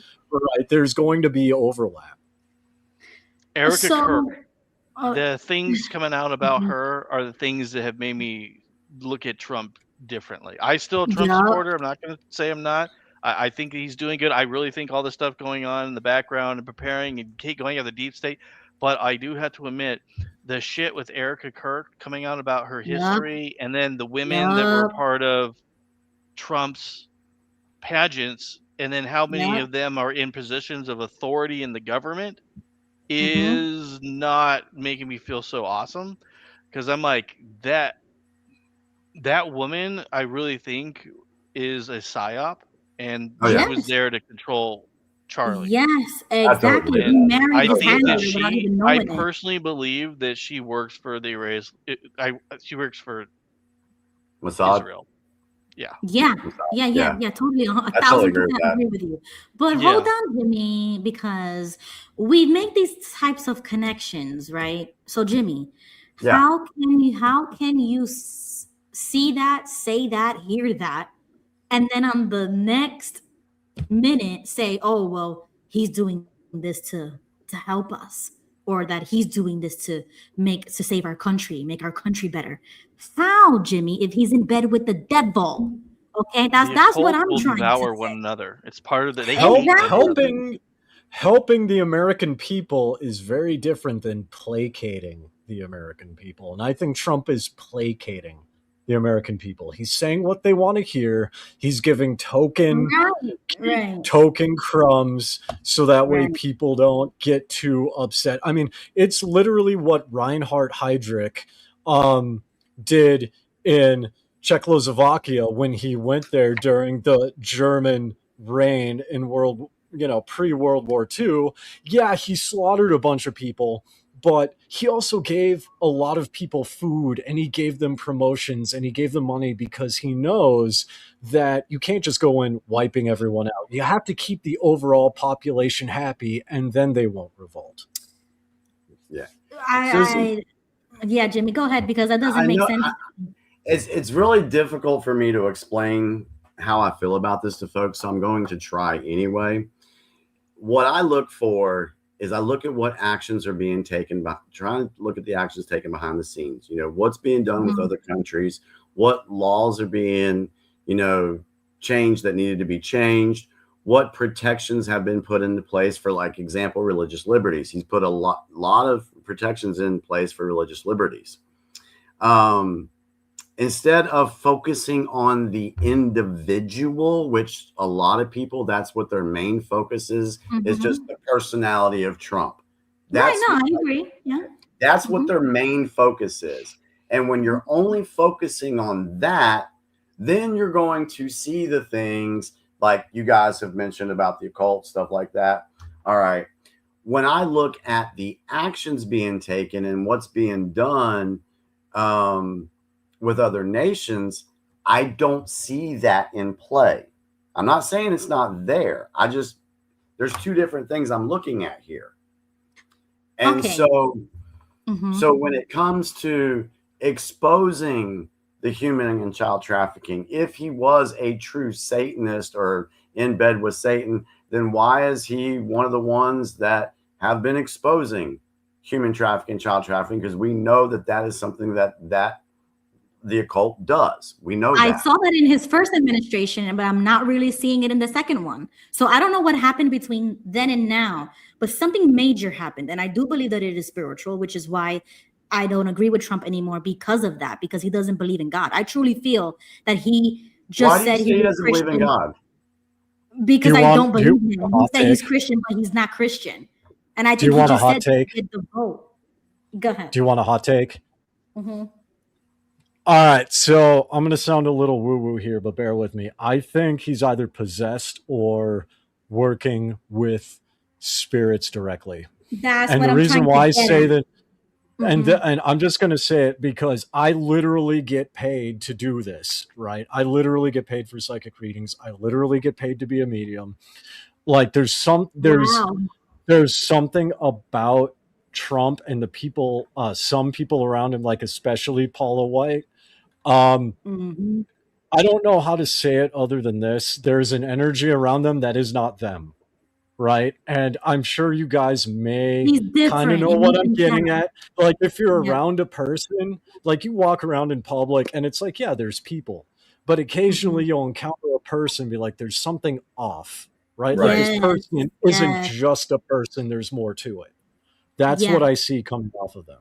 But that's what I'm trying to say, Jimmy, is that these things that don't make sense, whereas before it made sense. You know what I'm saying? The first time around, I was with him full blown.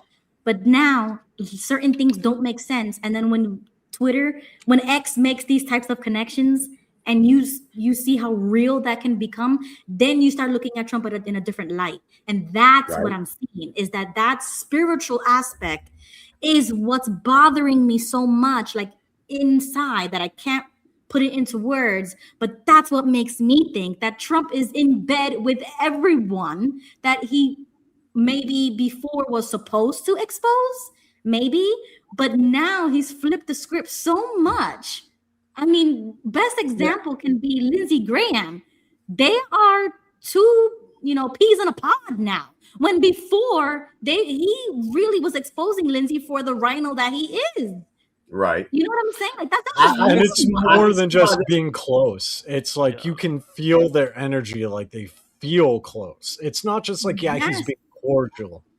So Can I throw there's something out there that connection. goes off what Dave was talking about the energy and the change? I just it just dawned on me because I had a preacher talk about this recently. But let's just hypothetically say that this is true and that he has some kind of influence.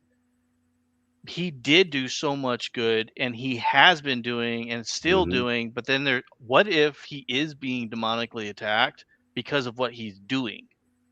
Like, That's a good I point. just That's a good thought point. about this, and I'm like, wait a minute, okay, so he is.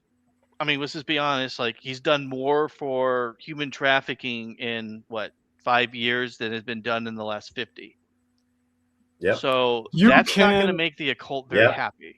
No. well, I mean, yes and no. And this is something I've heard from other Christians. Correct me if I'm wrong, but I've done like banishing rituals and I've done exorcisms. We've talked, Ruby and we've talked a bit about this, right? So there's a theory that I've heard, and I want to get your take on this, Bo, is that it's not like, I mean, universally, all religions that believe in evil spirits believe that evil spirits will do good things, right? That's Exactly. That was going to be my next point. But also is if you like say banish, quote unquote, like here in Mongolia, there's the belief among the shamans that if there's a lesser evil spirit in your home, you can conjure or you can summon a higher evil spirit to leave, and it will leave because of the chain of command.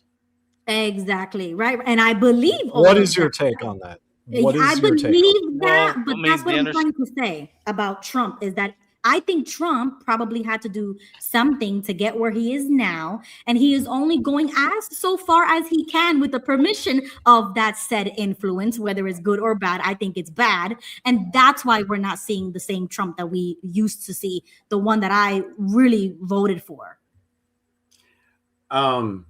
There is a hierarchy to what you said, Dave. It's, in my opinion, it's absolutely true based on the occult, based on an understanding of angels, the Christian belief system. Demons, this is the way it's been explained by exorcists to me, that demons they care nothing about anything except for power, and a more powerful demon will control a lesser powerful demon. And that's just how it is. The more powerful you are, you have full authority. It's all power, Yeah. and that's why they're willing to stomp on one another. That's why they're willing to kill one another, because they just want power, and that's all. Everyone's asking who I am. I'm just me. Everyone's got a story. I've heard Christians have way more crazy. I've heard Christians have way more crazy stories than I do. Like Phil Robertson from Duck Commander. Oh yeah, his story is way more intense than mine. Not like I don't even come close. He's a cool dude though.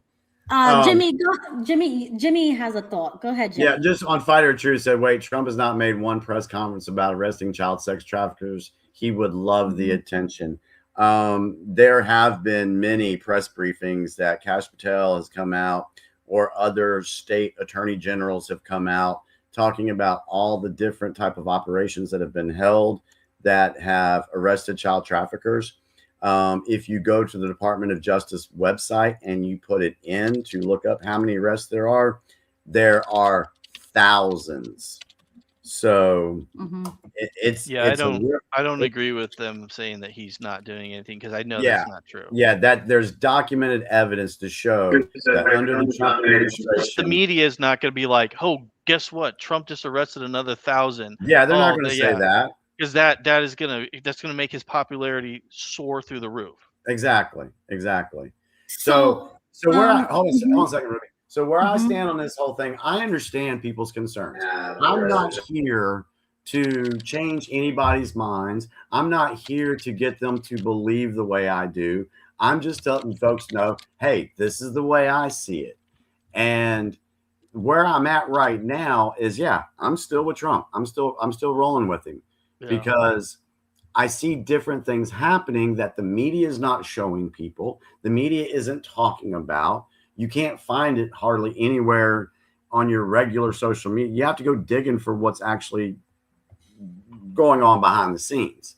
And until I see something change in that arena is where I'll be like, all right, maybe he's not who he says. But don't you think the people closest to him should matter? Like this Paula demonic woman?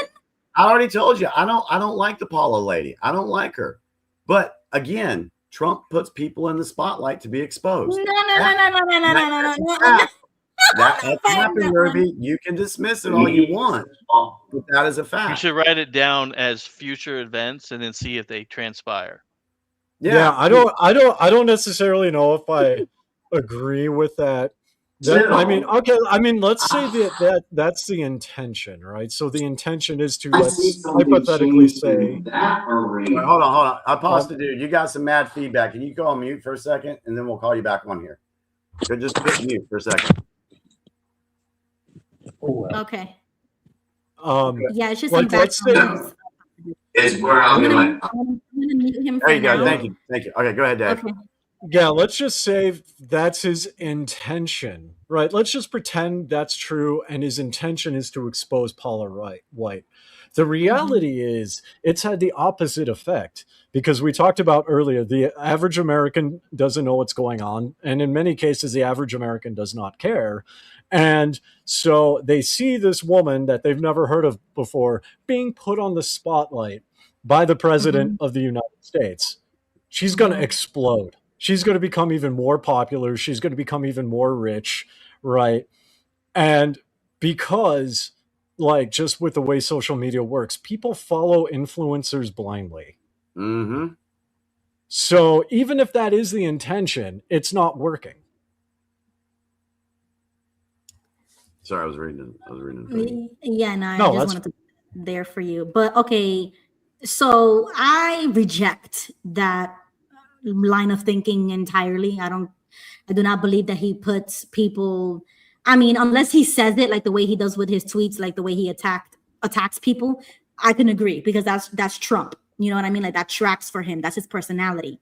But to have her in that type of a position and call her a spiritual advisor, and just knowing that she is involved in that capacity, that's where I see the demonology come into play. And I think that's a huge risk as a Christian, seeing that my president is having this demonic woman by his side. That's what I'm fearful I of. understand your concern. Just like King Saul. That's what happened to him.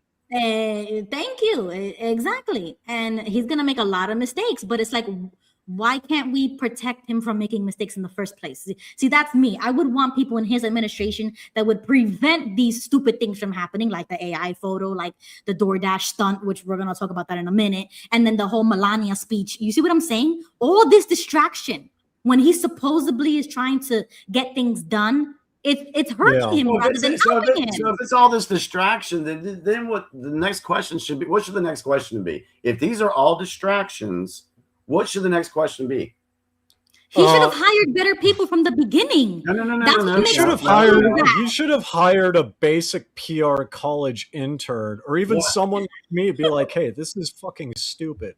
See, this is where I think, guys, or where my thinking goes. If this is a distraction, like you guys, like you're professing, Ruby, then what's the distraction from? Why is it a distraction? If because it's a distraction, why? Look bad. Because I think this machine that has always been out to get Trump since day one, it's like now it's almost on purpose. Like it almost makes sense to attack Trump the way that they are because of what Melania just did, regardless of her intentions. Now it makes Trump look bad because Trump was saying, "Oh, anybody who believes in the Epstein stuff, that something's wrong with them or whatever." You know what I'm saying? And then Melania comes out, she makes this speech, and she's like, definitely like full blown, people should start listening to the Epstein victims. Now it makes Trump look like he has to backtrack on what he says. Distraction once again. That's really what I heard. I didn't think about that, honestly. Yeah, do we want to go to Apostle Duke since he's kind of hanging? Yeah, Apostle Duke, go ahead. He hired better people from the beginning. You're unmuted. You can now, Apostle Duke. College intern, or even someone. Can you hear us? This is fucking stupid. See, this is where I think that, or where my. Oh, he's got us on in the background. Yeah, he's got us on. Oh yeah, you got to turn off. You can only have one transmission, so go up to your top and then turn off the YouTube and then stay on StreamYard Studio, and then they'll be able to hear you. Yeah, but he's not listening. He's not listening to us live, so it's gonna lag for him. Hey guys, I'll be right back. I need to go out and have a cigarette real quick because I can't smoke. Oh dang! No, Jimmy, no! Stay here. You gotta get this, dude. You gotta get this. Well, you know what? No, maybe I can take my computer with me. Hang on a second. Maybe I can take my computer. Just get nicotine. It's summer though, so we're gonna be able to see Jimmy in his man cave again. Yeah, I'm gonna be going back to the cage soon because these are the kind of conversations I like to smoke a cigarette in. I honestly, I don't know why, but I really like Jimmy in the man cave. It's like so like manly, masculine. I'm like, yeah. I'm gonna you know what? I might be able to log. Hold on a second. I might be able to. I'm jealous. I don't have anything close to that. I couldn't even fit in my little tiny. Like, I don't know what you call it. Let me see if I can log on here. And you see this comment right here? I know for a darn fact that Trump doesn't know this about her. I believe that Trump knows everything behind the scenes about everybody. He absolutely knows about them. He knows this, and he still has them in his administration. Why? That's why I don't understand. No, that's completely. Yeah, I agree with you 100%, Ruby. These people, that's not how it works. They're never going to be doing that. He knows everything about them. They've already been looked up and researched. Yeah. I totally don't. Yeah, that's so. Then why have her there? Like, what isn't that almost borderline a liability? Like that's what I'm trying to say. The machine is gonna get anything they can to talk bad about Trump, and it's like he's giving it to them. It's like he's so giving when them Genghis Khan was trying to defeat the Muslim Empire, he did not take them on one-on-one because he couldn't do it.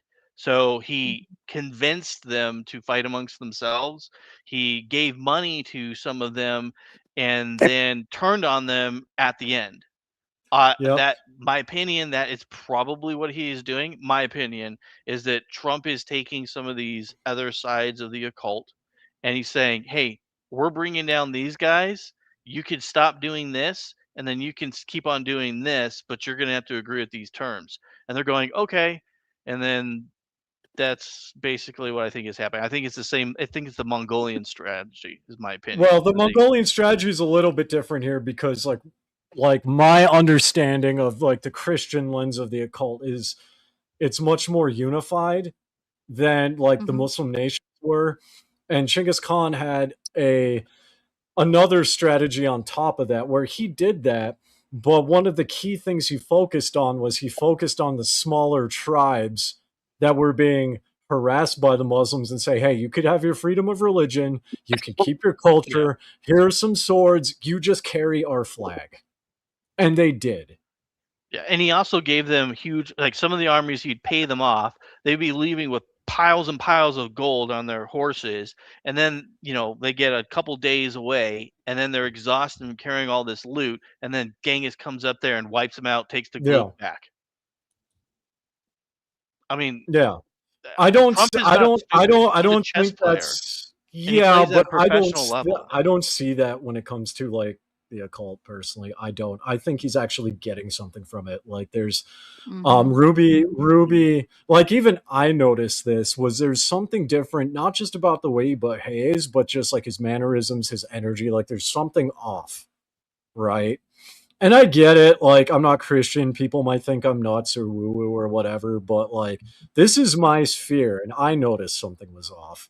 And something that I've noticed is like occasionally Christians who have left Satanism or Hinduism will pop up in my feed because of the algorithm. I talk about these things, and these things come up in my feed, and they're saying the same thing, right? And so I find it interesting that people who are either in the occult, as you would say, or people who have left the occult, we're all in agreement on this. That's the problem.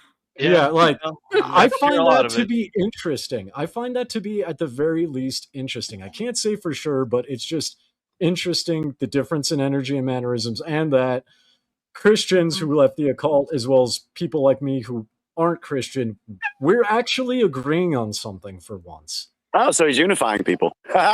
Sorry, I'm just being cheeky on that one. And not in a good way. But Jimmy, this is what Julian says. He says that I'm saying Trump appears to be compromised. A hard point I think Jimmy chooses to ignore. So that might be another reason. And I get that, but I don't believe that.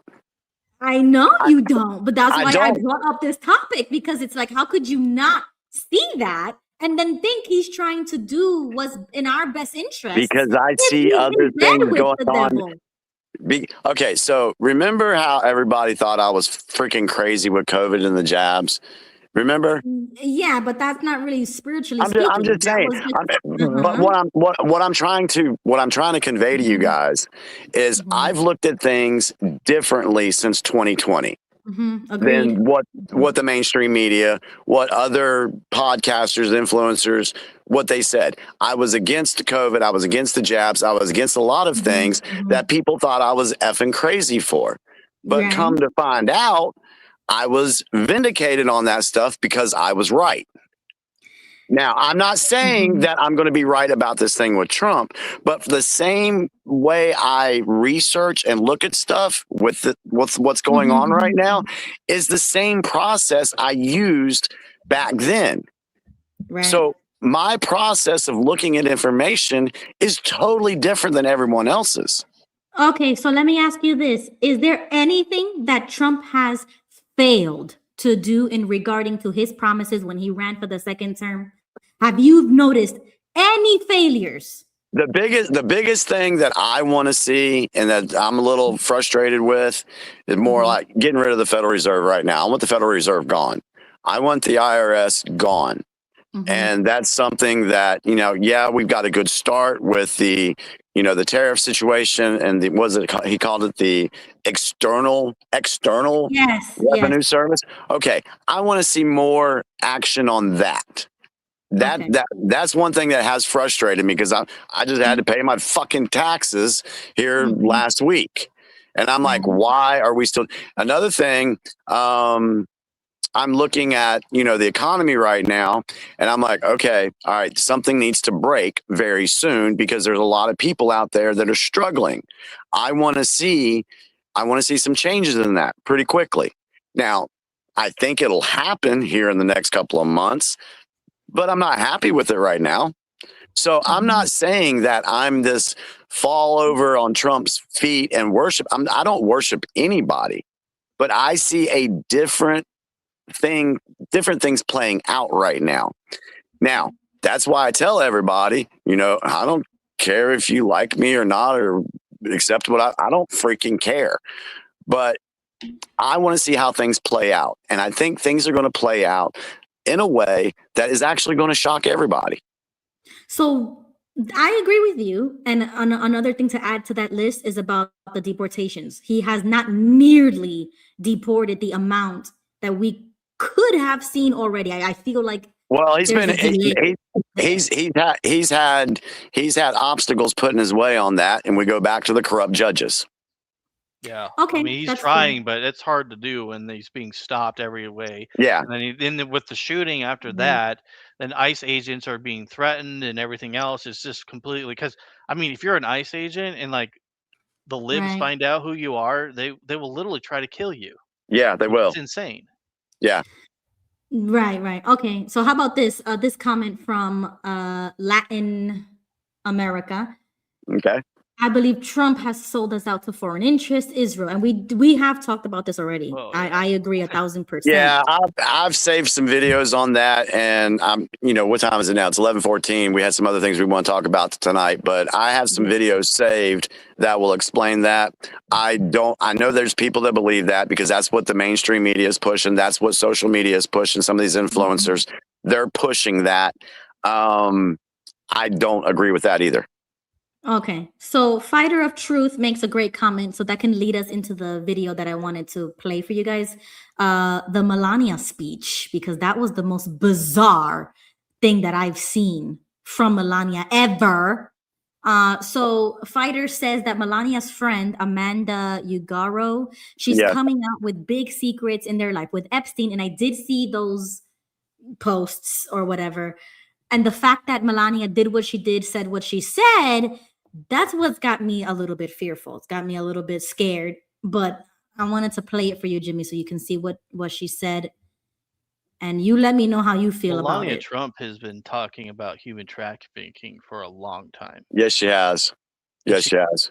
Open about it, showing things. Like I remember seeing this stuff in the first administration. That was what is that? I forgot what that thing is called. That Jimmy, that AI program that predicts things. There's several. Yeah, which one are you referring to? That they always talk about. They give some weird nickname to it. God, I can't. As soon if I say it, it's something I've lost my train of thought. I mean, I can't remember what it's called, but it's Project Looking Glass. No, it's the thing that makes all the predictions of the future. There was some kind of like character that wears a white mask. Oh, Anonymous? Yes. I'm sorry. I could not remember that damn thing.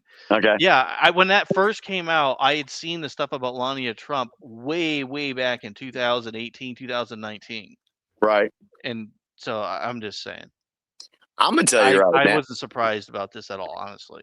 We go back to what Bo said earlier about everybody being an actor and everything. Y'all know that I do believe that there are different Trumps and there's different Melanias. I don't think the Melania you see today, I don't think that's the same Melania from years ago. I don't think so. Oh, I think it is. And when she did this, let's watch it because I know that. Before we did and then I'm gonna go back into my computer. The only reason I say that is because I was watching an interview that she was giving alongside Donald Trump back in like 2002 or whatever, and her English was a lot better than what it is in the speech. I'm just saying that's what I saw. Maybe she's pulling a Hillary. I don't know. Maybe. I mean, Hillary magically has different, dialects every time she goes to a different state. That's normal. I don't know. That just seems like I don't look at that. I don't look like person. Okay, so while we're watching this, everybody in the comments, put your thoughts, concerns, and questions because this one really threw me off. So it's about 5 minutes. It's about 5 minutes. Okay, cool. That'll give me time to go back to the computer. Yep. Okay, I'm gonna log off for now. I'll come back. The lies linking. And I don't understand what is going on. This, okay, no. Let me try to share my screen.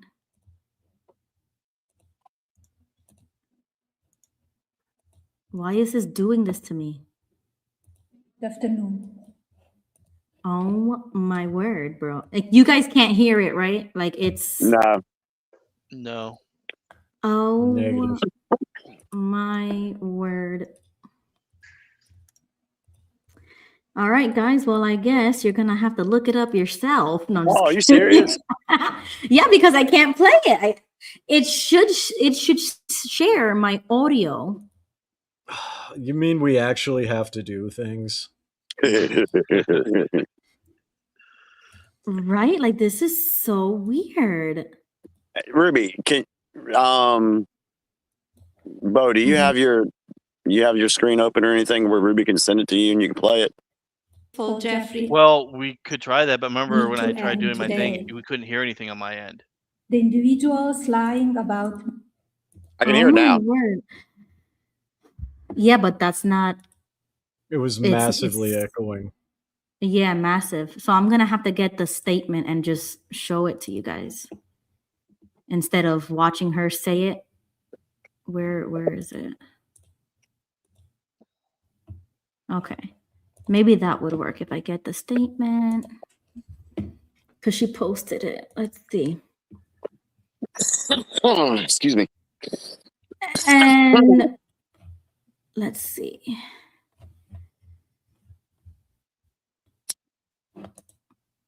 Okay, I got the statement. Here we go.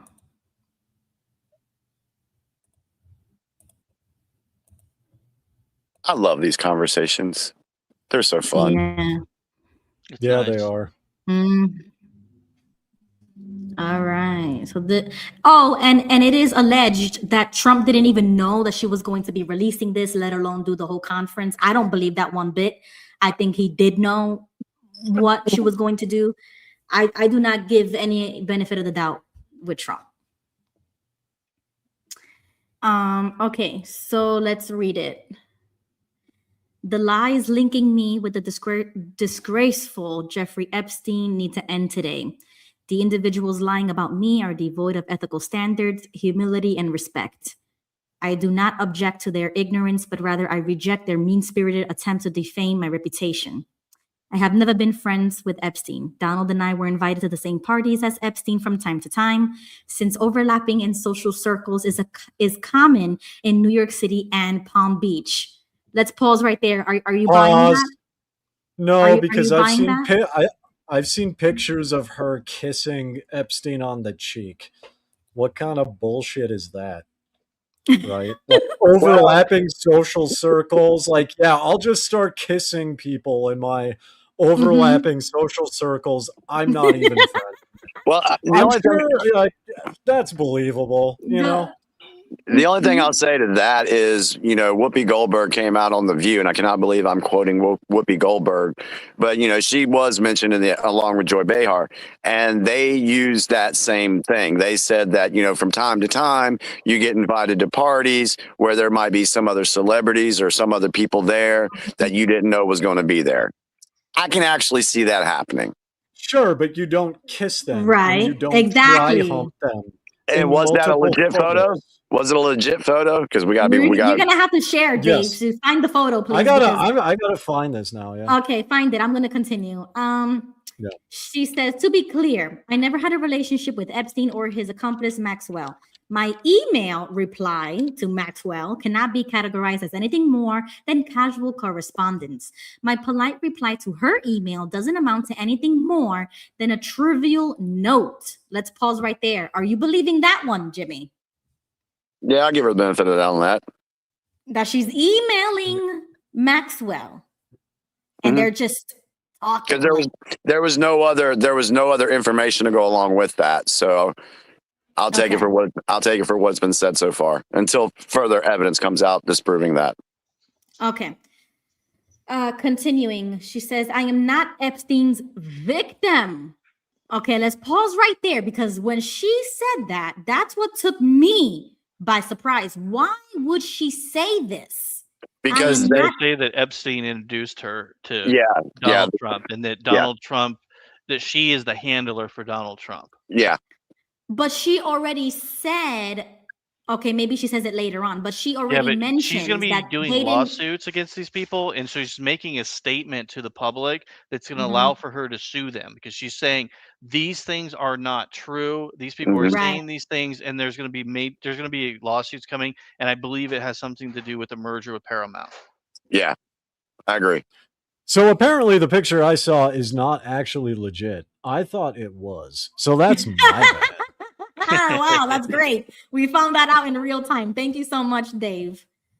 Okay. So that's another thing. That's another thing I like about this. We all here to work with each other and find, what was really said, what was really shown. I like that about us. This is why we gotta go line by line with me, because this is a lot. Because in my opinion, I would never say that. I would never say I was, like the way she said it, I was Epstein's. Like, I understand that that's the accusation, but this is the lawyer wrote this out. I can tell you right now. Yeah, I was going to say this is like very legalese here. Yeah, I think she's getting ahead of something. Yeah. Okay. Let's keep reading. She says, Epstein did not introduce me to Donald Trump. I met my husband by chance at a New York City party in 1998. This initial encounter with my husband is documented in detail in my book, Melania. The first time I crossed paths with Epstein was in the year 2000 at an event Donald and I attended together. At the time, I had never met Epstein and had no knowledge of his criminal undertakings. Okay, pause. Are we believing this? Any thoughts about this sentence? What year did she say that supposedly took place? 2000. 2000. So she got with Donald in 1998. When did he start doing his shit, Epstein? I mean, I think he's been doing it since day one. I mean, how can we pinpoint this? He's been an agent since day one. I don't know, but what Jimmy's trying to get at is, when did he get caught and people started? Oh, so that was in Florida in the there later are 2000s. 60 charges against him that were filed by women, and they were all just somehow never followed up on, and then eventually they did. Like, whenever that was taking place, I think is what Jimmy's getting at, because that's when he was active. Okay, so that was in 2006. So that was in 2006 when he finally got caught, like on record in Florida, when he had to register. So she's saying that she met him in the year 2000 and she was with Donald in 1998. Yeah, so this was way before.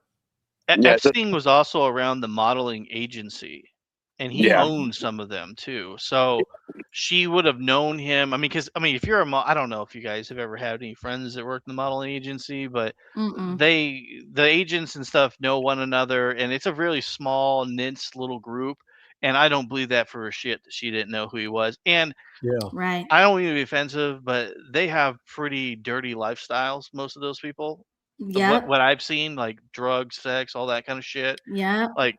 So none of this surprises me at all. Like, if you ever been around models and if you ever been around any of their parties and shit, it's pretty crazy. It's in the culture. Yeah, I mean, it's just a lot of degeneracy. Okay, so the underworld is a small community. Exactly. Really I find it funny that whoever wrote this said criminal undertakings. Like, who talks like that? I mean, when she said that, a lawyer. When she said that, I just started dying laughing. Like, it's either a lawyer or it's either a lawyer or someone in public relations with a background in law. Yeah, so that one threw me off. I was like, this is not Melania. This is not coming from her, and that's what made it feel so inauthentic to me. Like it really does feel like she is trying to get ahead of something, because something's going to come out that makes her look guilty, and that's why she's doing this by herself without Trump or without anything, like it was just really weird, especially the timing of it all. So okay, let's continue. Okay, so numerous fake images and statements about Epstein and me have been circulating on social media for years now. Be cautious about what you believe. These images and stories are completely false. I am not a witness or a named witness in connection with any of Epstein's crimes. My name has never appeared in court documents, depositions, victim statements, or FBI interviews surrounding the Epstein matter. I have So never. far. Uh-huh. I have never had any knowledge of Epstein's abuse of his victims. I was never involved in any capacity. I was not a participant, was never on Epstein's plane, and never visited his private island. That we know of. I mean, if she we is got going the to flight sue, log. then She's not on there. So Yeah, true. Yeah. Yeah, she. I don't believe she ever went to the if island she was either. on the flight log, I she don't would have believe ran with that. anything that's said, so I'm just gonna. Yeah, we need I'm to gonna wait. I'm gonna be cynical here because I don't buy this. No, I'm right there with you because that's why I brought it up, because we gotta talk about this. This is crazy, and because she goes on to say after this statement, she goes on to like give support of the Epstein victims, that they should be brought to Congress and swear under oath and give their stories or whatever. And remember, that was like an issue, like they were like protesting for that, and then when the time came for them to do it, they didn't want to do it or something. Do you remember that, Jimmy? Like there was an issue with that. Yeah, remember we talked about that a couple of months back, and we also put it on the table that were these people? You have to ask the question: were they actually true victims, or are they being paid to do this? Exactly. Yeah, I don't think that a lot of them are victims, honestly. I think that they're part of the machine because they're going out getting girls, bringing them to the island. I mean, they know what's going to happen there, and they're going out and doing it. So, like, are they really victims? Like, I mean, but there she could goes be an and she argument. says this though. Yeah, there could be an argument though that said that they were so scared of Epstein that they were doing what he's saying because they know that he'll kill her. But yeah, right. I mean, I could see that because Epstein, I don't know for sure, but we really, really speculate that he's probably murdered a lot of people. Oh, of course. Yeah. I mean, you can't go this far. I think it's interesting too and I agree she's getting ahead of something because the wording, right? Exactly. Like you would expect a person to be like, I had nothing to do with him. It's vile. Right. It's gross. He's not my friend, blah, blah, blah. But she's being very specific. Like, I was not on a plane with him. Right. Very specific. I was not in this very specific situation with him. I was not in that very specific situation with him. It's like, why? I wonder if it's going to come out that she was yachting. That she was what? Yachting, like on a yacht. So there's the thing that the agencies do is that like billionaires and millionaires, they have these giant yachts. They will pay for the girls to come on the boat for their parties. And there is a thing with I always forget who these brunette people are. I'm not good with celebrities. I hate celebrities. But there's the one that was like really, really popular that everyone talks about, the Kardashians. Yes. I know. And so there was somebody who read lips and was reading the lips, and she was talking about how when she was younger, her mom sold her to one of the guys with one of the boats, and they would perform a certain deed on them. And there were multiple models came out and said, yeah, that was like an initiation. So I wonder if that's what they're coming at, why she's saying, I was never on the island, I was never on his plane, but we didn't say nothing about his boat that's named after a book about child abuse. Yeah, I really think that there, when I told you guys like a couple of weeks ago, I mean, maybe I just told it to Ruby, that we're not done with this Epstein stuff. There's more. Right. That's why I think this was done legally, like Dave said, as a statement from her to the public. So that why? That's my thing. So my question is, why even do this? Melania has never ever. The human trafficking thing that's been going on is being pushed because of her. She's the one that was pushing Donald to do this. Yeah. I remember videos of her wearing stuff when things were coming out about certain companies that were involved, and she would wear their products and then make statements about it. She's the one that is pushing all the human trafficking and to go after them. She's the, in my opinion, she's. But the in the backbone last behind that. administration, it was Ivanka Trump doing that, and I remember that because I was following Ivanka very closely. So I agree. It's Go ahead. I want to address the comment. Says what? I believe the victim. Stop victim shaming. Men always do that, just like the JW elders. I want to say to you, Fighter of Truth, I'm not victim shaming anybody. I'm just saying we have evidence and proof of not only women, but men falsifying their victimhood and being proven that they had to recant their story or they lied. We're not even just talking about Epstein. We're talking about in general. I mean, right. in general, because, and the reason I say that is because I have a very close friend whose significant other, said all this crap about him that he was doing and beating her and this and that. And she made it all up. So you can't say that every victim that comes forward is being completely honest. You can't say that because we have evidence showing that that has not been the case. This is why investigations have to take place. This is why statements have to come in, and it needs to be looked at. And they should do it under oath. Like that's what Melania is saying. Yeah. So we're not because if they do it under oath and they lie and we find out they're lying, then there can be charges against it. But if they're just out in the public just saying, well, this happened, whatever but I'm they not going want. to talk about it. It's like that Duke. Do y'all remember the Duke lacrosse case? No. Y'all remember that? Wait a minute. Wasn't it? I might be mixing this up with something else, but I remember seeing like it was like a black high schooler or something, like a sports player who went to prison and like he played for a school and the girl who accused him got busted of like making it up and he ended up getting that was probably another incident of what I'm discussing, but the Duke lacrosse case where this one girl said that 4 players from the college Duke lacrosse team gang raped her, beat her, did all this stuff. And then those 4 guys get hauled off to jail. All right.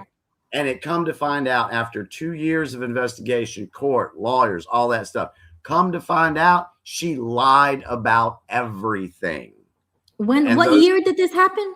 What year? Oh Lord, I'd have to let me see. Okay, no, it's okay. Let me look it up real quick. Like was it recent? Like, or was it like years ago? It was like 15 years ago. Okay. I just think it's strange that the comment, and I'm going to say this and try to be politically friendly about it, is I think it's a very bizarre thing that you're immediately going to assume that women don't lie. Have you ever met a girl before? Like, what planet are you on? All right, so real quick, the Duke lacrosse rape hoax was a widely reported 2006 criminal case and racial hoax in Durham, North Carolina, in which 3 members, I said 4, but in which 3 members of the Duke University's men's lacrosse team were falsely accused of rape. The 3 students were David Evans, Colin Finnerty, and Reed Sigelman. The accuser, Crystal Mangum, a student at North Carolina Central University and part-time striptease dancer, alleged that the rape occurred at the Durham residence of 2 of the team's captains, where she had worked on March 13th, 2006. Investigation and resolution of the case sparked public discussion of racism, sexual violence, media bias, and due process on campus. The former lead prosecutor, Durham County District Attorney Mike Nifong, ultimately resigned in disgrace and was disbarred and briefly imprisoned for violating ethics standards. In December 2024, Mangum admitted to fabricating the assault and falsely testifying. So, with that said, I ask you, how am I supposed to believe all victims when victims lie? Well, and somebody else said in the comments too, like they mentioned it's worth lying in Australia. Yeah, like $1 million payouts. That's common globally. And I mean, if you think about it too, I mean, I'm sure we all know women. I know some women who work in like the adult industry.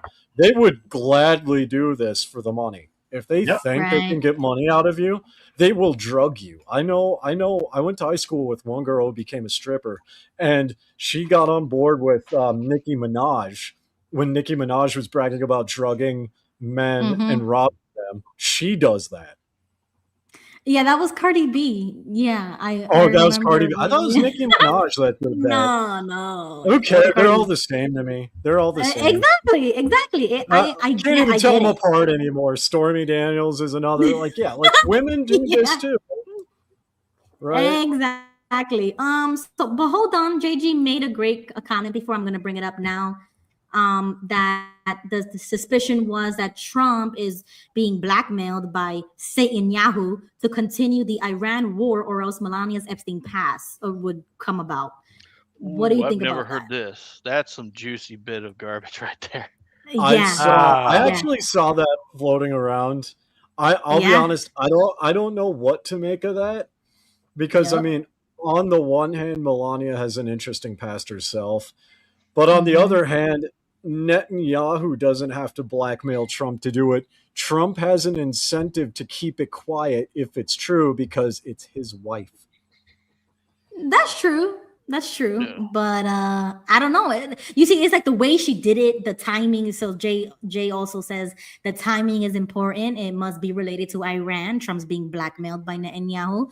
So it's Could like be. the I don't know. combination. Yeah, See, this that's how I feel. This is where it would go Mhm. back to if you believe that Trump has this whole Trump of Israel collusion thing, then yeah, that's going to be easy for someone to believe. Mhm. I don't believe that Netanyahu is pulling Trump strings on this. I don't believe it one bit because of certain things that we've seen happen. Because he berated Netanyahu when they went and bombed, when the Israeli Air Force bombed the natural gas. Trump lit into him on that one. He's like, dude, you can't be doing that because we're doing a ceasefire and you're out there doing. That was just one example. There's many more that I can come up with, but I don't believe that, and maybe we can have that for our discussion next week. Yeah, I don't believe that Israel controls Trump. I don't either. I At don't all? think anybody controls At all. Trump. At all. I think that there's a lot No of way. No, influence, no. but I don't think that they're like, you're gonna do, because the U.S. is like, yeah, we pay for your weapons, we give you materials, you're a little tiny ass little speck of dust if we don't help you. Yeah, Like, I just don't see that. I don't buy that. I That's too disagree. risky. I disagree wholeheartedly. I think this whole idea of the state of Israel is like glued to us because it has to be. Because if it wasn't for us, they'll probably crumble. The state of yes, Ruby. yeah. I will say yes, you are correct in that sense. But when you say us, who are you referring to? The United States. I mean, every president has what- hit that wall except JFK, and he got shot. What part of the United States? The government Which the is United which is States. Controlled by the deep state. And the Reptilians. elites. Yes, that's the problem. It's the swamp. So yeah, Reptiles. so yes, The Israel reptilians. is holding to the United States deep state players. Yes, I will agree with that. But do you not see the pattern that's going on here? They all bend the knee to Israel and kiss their wall. Like, what's up with that? And then they call themselves Christian? No. Yeah, There's something wrong. Yeah, I think when people find out what's really going on with Israel right now, again, they're going to be shocked. We got a lot more to go in this. We're not, just because we're doing our show tonight doesn't mean this war is going to be over tomorrow. There's going to be a lot more crap that comes out over all of this stuff. And I disagree with Ozzy here about Israel derangement syndrome. No, it's when you start noticing patterns. And back in the day, they used to call you a conspiracy theorist and try to discredit you. Now we start noticing patterns with Israel, and now they're gonna call it IDS. No, we notice patterns. I don't even understand the obsession with Israel, and I never understood that when I was living in the U.S. Like, why should I give a Because shit Americans about a have country died I'm because not? of Israel. They attacked the USS Liberty. Yep, They in the did 70s, yep. 9/11. But the point is, They it's like when I was living in the U.S., like, why is my tax money going to this shithole country? exactly, that's another thing. To like And people why I are don't care about, they wouldn't do anything for me, and they right? hate Like, Christians. they You have their can't own. go to Israel. They hate Christians. They'll spit Yeah, on you. the whole It's state like, of why would I care about these people? What have they done for me? Like Nothing. America liberated them from the special locations in Germany. They should like be our servants, not the other way around, right? Like they owe us. We don't owe Right. them. Right. Yeah, the whole creation of the state of Israel, if you look back in the history of that, at where the Rothschilds and the Rockefellers, the whole Balfour Declaration, all of that go back to 1917. The whole creation of that state was a deep state plan. That was going to be their seat of operations to destabilize the Middle East. That was their goal. So they've done a great job of it. Yes, because they've done it very slowly throughout the years. And the reason why every other president has bent the knee is because every other president was involved in some way or shape or form with the deep state. Other than JFK, who got killed for it. And Trump bent the knee. What about Nixon? No, I don't think I can't speak to Nixon much because I don't know his history with Israel. Did he kiss the wall? Let's start there. That's a good point. Thank you. Yeah. If you're kissing the wall that everyone touches, that's dirty. If you're putting on a little hat, then yeah, there's a problem. Okay, like I'm still gonna stick with my reptilian theory, which we can talk about after the show.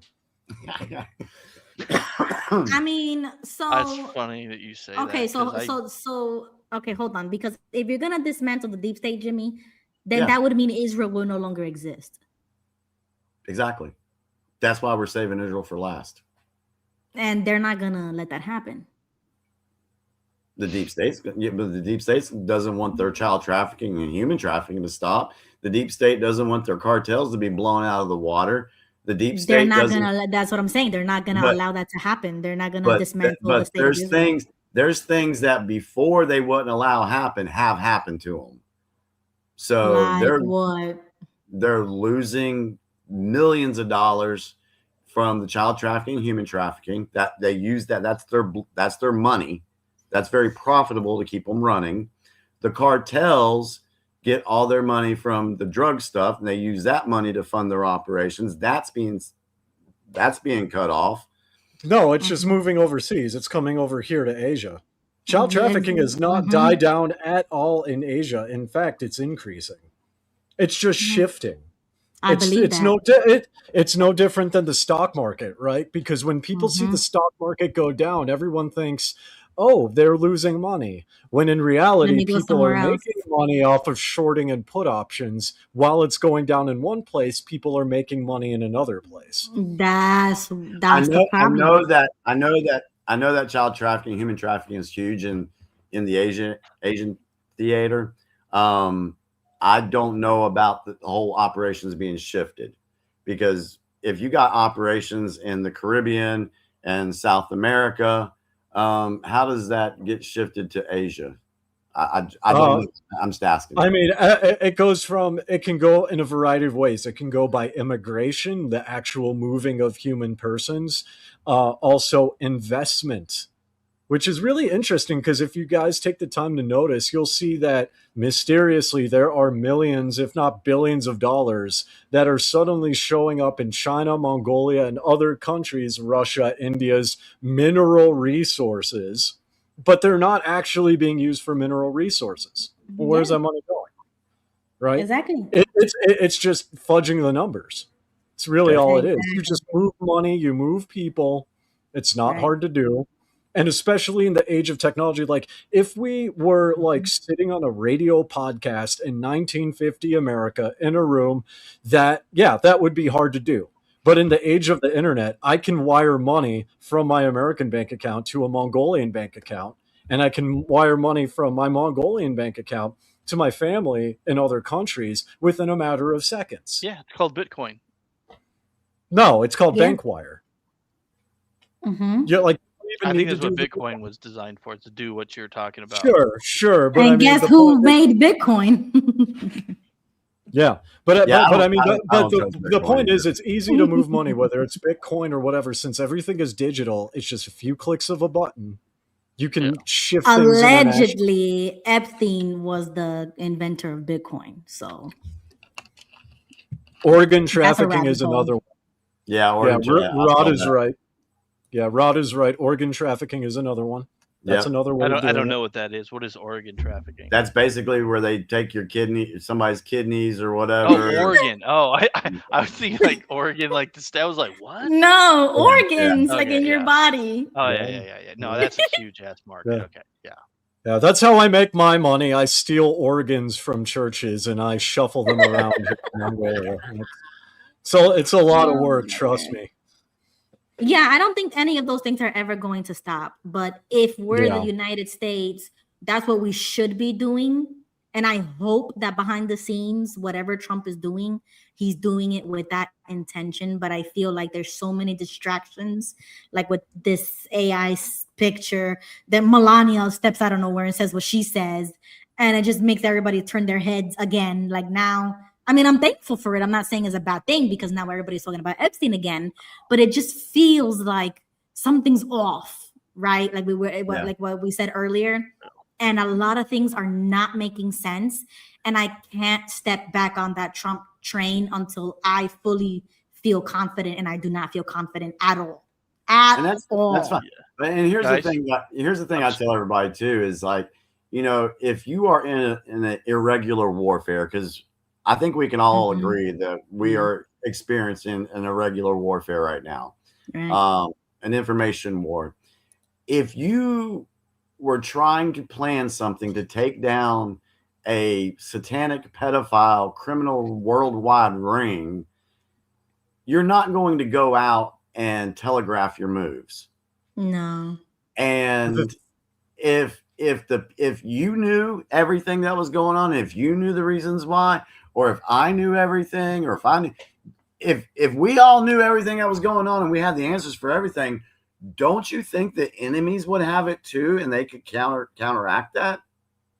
Well, they already can, and it's called replacing people. I mean, like, and this is something that I've talked with on other podcasts about, and I don't think people, not saying you guys, but just in general, I don't think people in America understand. Like, you can't, like, you can take it down in America, but worldwide, you can't. Right. Why not? You can't take it down worldwide. Why not? Well, for one, you'd have to take down every single government. You'd have to take down every single average everyday person, right, in every country around the world, because people forget it's not like these bad men come and kidnap, kids and then they sell them. That does happen, but because of poverty, their own parents sell them off. Exactly. Their own parents make them work in mining operations in countries like India at brothels and things like that. Right. They give them willingly. And yeah. So they give them willingly. And then on top of that, you have teenage boys and girls in poverty who willingly traffic themselves to survive. And you'll see that in the Philippines, Sri Lanka, Bangladesh. So now you have to, like, how are you going to take them down? Yeah. Right. Hey guys, You can't I'm stop really sorry. I'm from going to doing have it. to go. Okay. So I just Thank want you to tell for you guys all joining, good night, Bo. and then thank you Yes. for everything. And the discussion has been phenomenal. It But I do was- before it I was leave though, I great. want to ask one question. Okay. What's next week's show's topic going to be? Bro. Reptilians. I got no We clue. might have to bleed some of what we were going to talk about tonight over in the next I just want to week. know what I should be researching during the week, because typically you guys say something and I try to research subjects during All the right, week. so how about this? Let's entertain a thought next week on talking about is Trump really tied to Israel? I could have All a right. lot of stuff. With that being Oh said, my have a word. good night, guys. Thank you. All And right. it is always a pleasure. Have Awesome, a good Bo. Thank night, you for Bo. being with Thank us, you for buddy. joining us. I mean, we're gonna stay on for about 10 more minutes because Yeah. I could barely keep my eyes open. Sorry. I don't think there's gonna be an after show. I'm sleepy. No, that's fun. I guess But well, Go ahead. let's shift gears here for a second, if you don't mind. Mhm. Do we want to talk about the picture tonight, or do we want to just make that first thing next week? Oh yeah, no, yeah, because I gotta dive into that one. Yeah. Okay. So All right. you So- mean the AI photo, right? The one that I showed? Yeah. Okay, yeah. So the first connection was the occult connection. Then the next connection we gotta talk about is the Christian outrage and why it's so important. So we'll do that next Tuesday because I have a lot of thoughts about that. Oh, and what, I the pic- encourage, yeah. So this whole picture thing we're going to do next week. I mean, yeah, we could because a good 20, 30 minutes, depending on if people Yeah, because we're going to need join some us. time for that. Because Yeah, we I've got to got- dive into that. A lot of people so- were angry. Yeah, so Yeah, if I you're a saw that. Christian, yeah, definitely join the stage next Tuesday, so we can talk about that because I know a lot of people think that it is a nothing burger, but nah, in my opinion, there's some stuff behind it, and like I said, I do believe mhm. I'm going to have to save these tabs I got open for that. But Please one thing, do. if we can, if we're going to do this about 10 minutes, I want to go ahead and I found something out the other day that I was getting ready for work, and y'all know I listened to the Wright Report, and they were talking about the Tucker Carlson, the Megyn Kellys, the Candace Cameron. Oh my God, Candace Owens. Oh, we got to talk about that too next Tuesday. We have to dive into that. That's too interesting. We don't have enough time tonight to do it. Actually, this right. Well, the media wars. That's what I wanted to bring up about this whole thing about Red Seat Venture. Do y'all know who and we'll close up with this. Do y'all know who Red Seat Venture is? Yeah, let's put it in the chat because this is gonna be homework. Next Tuesday, we gotta talk about this. Red Seat Venture, right? Oh, do you want to let's see. What is this one here? That's the divine significance. That's that. Yeah. We have to dive into that because you sent me a screenshot and I gotta dig deeper. I need sources, I need links, I need way more connections to, So can I take about 5 minutes and just tell you what this is, and then we can just explain what it is, and then everybody can dive down that rabbit hole, and then next Tuesday join us so we could talk about it. Yeah. All right. So let me make sure I get the right podcast here. April 10th. Okay, so that will be the one. April 8th can go away.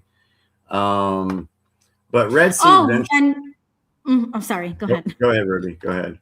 No, I was gonna wrap up Dave's comment when he said that it's impossible to get this done worldwide because I know you have an answer to that, Jimmy. I wanted to allow you to answer that before you switch topics.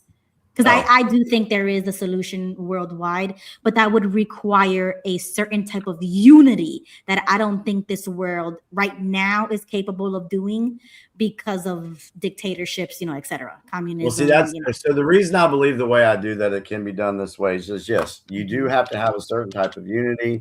Right. You do have to have different governments working with, let's just say, the white hat operation. Right. I have said from day one, this is a worldwide military operation. Right. So what does that entail? That would entail removing these deep state criminals from their positions of power in certain governments. So when Trump went around in 2017 and he did what is being called the capitulation tour, he had the information on these people and basically said, hey, we've got this on you guys. We need you to play ball. Right. And there were several countries that capitulated to Trump. And we have proof of this, especially in Saudi Arabia, when he was given the sword dance. Only the highest of the Saudi Arabian can have that.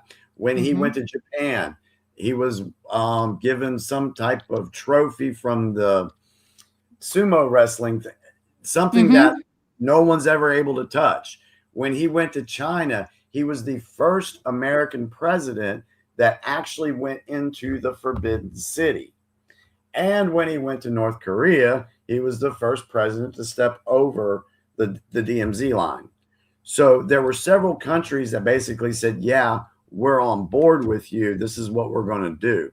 So I do believe that there are many other countries working with Trump and others right to get rid of this criminal worldwide criminal organization. So yes, exactly. I do believe it's interesting you mentioned Japan because there's a lot of YouTube videos about that. Walking districts, red light districts, that's still happening. Also, there's now I do agree with Ruby that there has to be unity. I will push back and say you can't. It's more than just taking down governments, right? Like India, for instance. Culturally, there's something called the Devadarsi culture where girls ages from 8 to 13 are dedicated to a goddess and work in a temple brothel. That predates Christianity. So you could take out specific government officials in India or replace them. But that doesn't change the culture. You got to change the culture. That's what you have to do. Yeah. Yes, you have to go in there and you have to change the culture, and whatever it takes, that's what it takes. Yeah. So you see, in situations Britain like tried that, Britain tried that, and it did not do anything at all. Well, so I'm like noted, but that's the point is that you have and I agree there has to be a unity.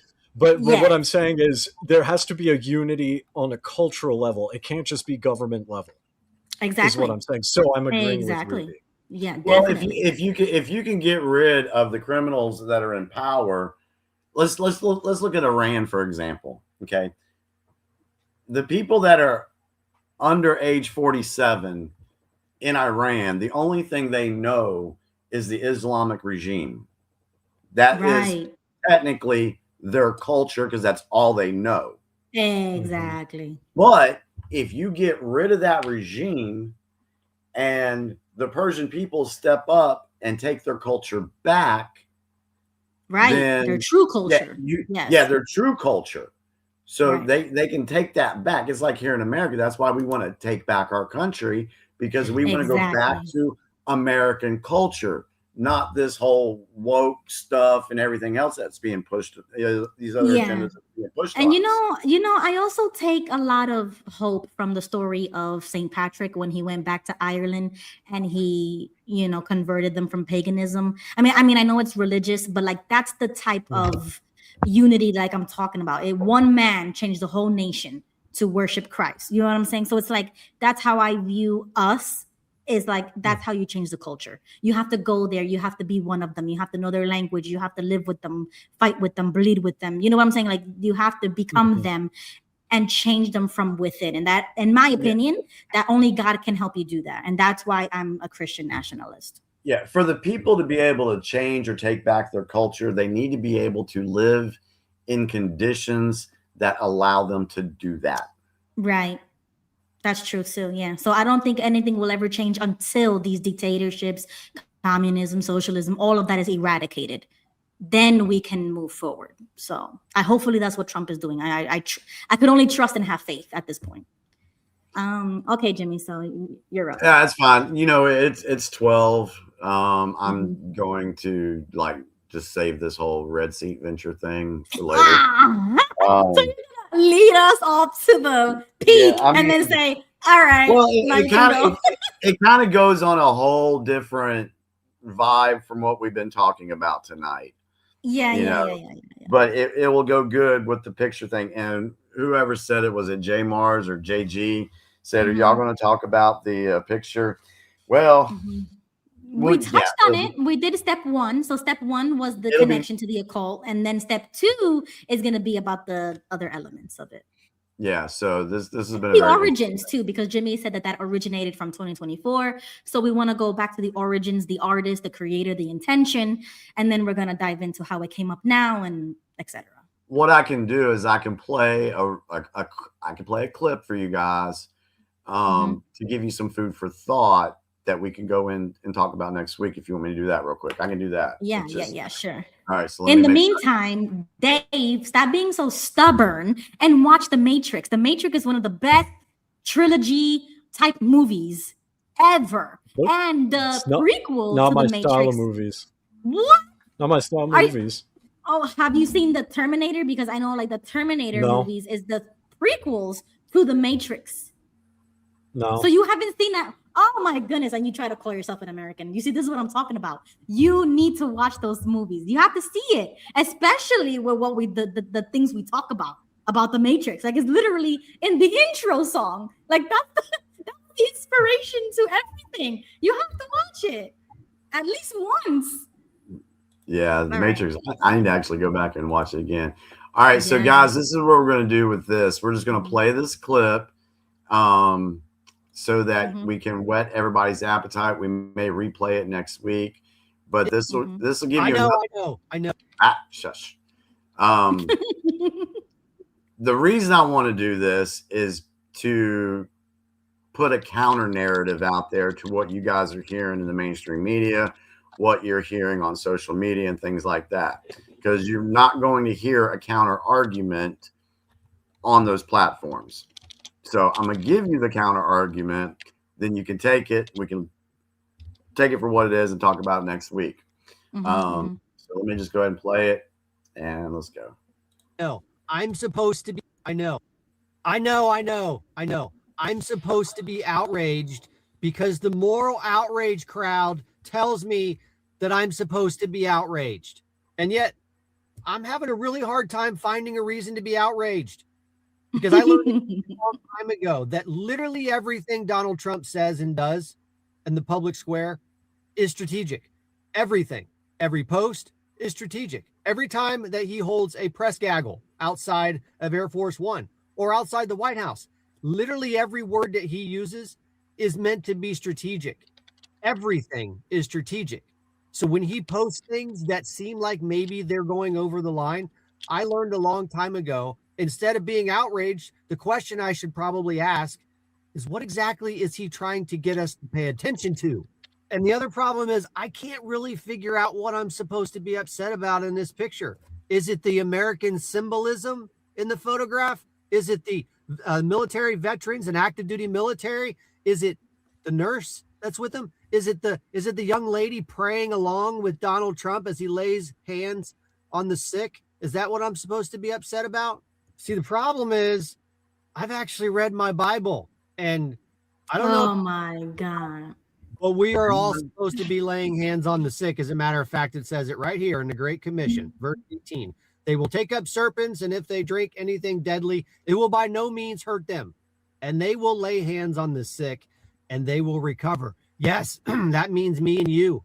And the President of the United States is also included in the Great Commission where we're supposed to be laying hands on the sick, including a sick and broken nation. But Patriot Dad, don't you know that it's blasphemy to depict yourself as Jesus? Wait, you think that's supposed to be a depiction of Jesus? For the Monday Morning Armchair Bible Scholar Group, show me anywhere in Scripture where Jesus is depicted wearing a gleaming white robe and a red cape.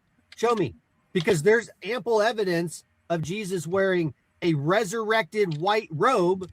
And in Revelations, there's also evidence of him reappearing wearing a blood-soaked robe. But nowhere in there is Jesus ever depicted wearing a white tunic and a red cape. But do you know who is depicted like that? These people. That's right. These folks.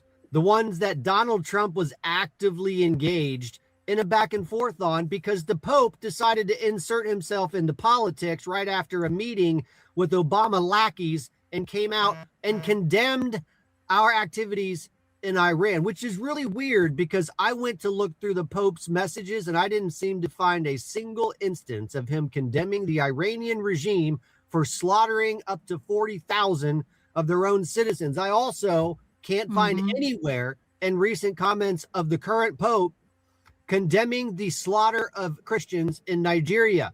Exactly. People wear white robes and red capes, or maybe it's because I can just go back to the source of the original painting that was posted by Nick Adams back on February 4th, a painting in which he said, America has been sick for a long time. President Trump is healing this nation. So do you remember back earlier when I said that I've learned how to wait to figure out where Donald Trump is taking this? And do you also remember a few weeks ago where I walked you through every single one of the agenda points of Agenda 47? And Donald Trump has already succeeded or is in the process of completing 19 out of all of the 20 agenda items. And do you know which one has not yet been started? National unity, healing a nation, which is weird because that's exactly what we are all called to do, to lay hands on the sick and they will be healed. I know. So I wanted to share that as a counteract to what you're hearing out there. Mm-hmm. I just want to say this. If I'm sick or dying, don't lay hands on me. Just let me die. Don't touch me. Listen, even the likes of you, Dave, can be saved. But regardless, I digress. the type of image that we see here and what we're going to talk about next Tuesday, there's a lot to dive into. So I encourage you, join us next Tuesday, 9 p.m. If you are Christian, atheist, whatever, it doesn't matter. Catholic, hop on because I want to know your thoughts about this, and then we're going to dissect it. Oh, and then I want to share with you guys next week is we try apparently over the last 6 weeks or so, we talked more about religious stuff than we normally have. I know, right? Isn't that weird, Jimmy? Yeah, it is very weird. But, the thing is we just do this in real time. We speak what comes to our mind. We talk about what we feel like we need to talk about at the time. So here we are. But I found a reel that talked about the 7 satanic Christian churches that are actually satanic, and it gives the top 7. And the first part of the video, it talks about the description of what would qualify them to be a satanic church. And the very first one that they listed, I think is going to surprise everybody. I was like, whoa. Anyway. Oh, so I need that source. I want to know who did the study. Like who are they? I'll send it to you, and then you can do the research. Is the Mormon Church on that list? Close. Mormon Church? Close. Mormon Church is on that list. What's the number one? Take a wild guess. Yeah, anybody take a wild guess? Anybody take a wild guess in the chat? Which are we talking about denomination or specific pastors? No, Christian denominations. Oh, I don't know a lot of Christian if you consider Mormonism a denomination, then yeah. Yeah, I would consider them a cult, but go ahead. I would say Seventh-day Adventists or the NRA. That's on the list. But what's number one? Number one? Born got it. Does it involve a tower? Oh, really? Okay. Scientology. I think Scientology. JD got it. Yeah. Jehovah's Witnesses were listed as number 1. The number 1 satanic. Number 1 satanic church or Christian. Yeah. Hold on. The title of it's on my TikTok. That's surprised. That even surprised me because I was like, I thought it would be the Mormon Church because the Mormon Church is over $300 billion. It's the richest. It's like, it's got to be the most satanic too. They're probably third or fourth on the list. And there's 7 apparently. Yeah, the title is 7 Satanic Churches Pretending to be Christian. That's the title of it. Right. So which is why I always tell my audience, it is not a religion. It is a cult that disguises themselves with Christianity. So I agree with this study that Jimmy found. Yeah, I'll share it with you. Do you have our outro pulled up, Ruby? Do you play, or do you want me to play it? You're gonna have to play it because I want to see this list. Put it in the private chat. Oh, Jimmy, can you post it in the private chat? You know what? Y'all want to end with that tonight? You want to play this video since we've been talking about it? It'll give a treat to the audience. I mean, if you want to, I don't know. I mean, I can't play nothing because my sound is not connected. I don't want to. Now, I don't want to go through the whole. Let's see. Let me just share my screen. I don't want to go through the whole thing because I think it's like 6 minutes long. Here we go. Oh. Oh. Light and darkness is no longer obvious. No longer 7 satanic churches pretending to be Christian. Yes, that's exactly what we're dealing with. We are living in a time where the boundary between light and darkness is no longer obvious, no longer separated by distance, geography, or culture. Evil has adapted. It no longer presents itself only in obvious, grotesque forms. Instead, it has learned to imitate truth, to resemble holiness, to wear the appearance of righteousness. And you, listening to this, must stay alert. Because the conflict is no longer just something happening out there. It is happening within spaces that claim to represent truth. The most dangerous deception is the one that mixes truth with lies. The threat is not always outside the church walls. Sometimes it stands behind the pulpit. I want to guide you carefully through this confusion. This is not about condemning individuals. Judgment belongs to God alone. But exposing deception matters. Recognizing falsehood matters. Hearing the quiet voice of the Spirit matters when everything around you is loud and misleading. Because this is not a minor issue of doctrine. This is about eternal consequences. Let's begin. Number 1, Jehovah's Witnesses. At a surface level. So that's just a little teaser That's for next week. awesome. That is awesome oh my goodness, that's hilarious. Yeah. So let me stop yeah, so we're gonna have to watch the rest of that next Tuesday, 9 p.m. I can't wait to hear what they got to say. I think we're yeah, I was right. When I heard that, I was tripping. I was tripping on that. Let me go to YouTube so I can pull up the outro. Dave, any last thoughts? Anybody in the chat have last thoughts? Let's go with last thoughts. He's muted and he removed the camera, so I don't think he's here right now. So you can go first if you want. Because I was trying to look up. Okay, I'll go first then. So, really quickly, because JG asked me if I was going to decipher the picture. No, I'm not going to decipher it. I just want to comment on it with the lens of like why it's disrespectful and why what Trump said doesn't make sense. Once again, the confusion. And then that's going to dive into the DoorDash stunt, because I believe that DoorDash stunt was kind of another distraction to get people to stop thinking about the backlash from the AI photo. All right. So it's like Trump is trying to save himself from something. I don't know. I don't even know why he would post something like that. You see what I'm saying? It's like Trump is influenced by something or someone that it doesn't make sense anymore. His get backs used to be way better than this. You know what I'm saying? Like I don't know. But anyways, yeah, we're just gonna talk about it, Jay. And Dave is back. So any final thoughts, Dave? We're gonna wrap it up. It's been a fun show. Thanks for letting me hang out. You're welcome. Thank you for joining. I love all you gotta say. No, I'm just kidding. I mean, are you done? I mean, what about the little clip that I saw before I had to bounce? My wife is texting me. She just woke up. Oh, okay. Yeah. It was just a teaser because Jimmy stopped it. He said like number 1, Jehovah's Witnesses, and then he stopped it. So we're gonna watch the rest next Tuesday. Yeah. Sounds fun. Well, I just want to say, like I said, I say it every week. I really do enjoy doing this. And I like the fact that, I can share how I feel about stuff and feel safe enough to be able to do that on this platform. I know that we all disagree on something.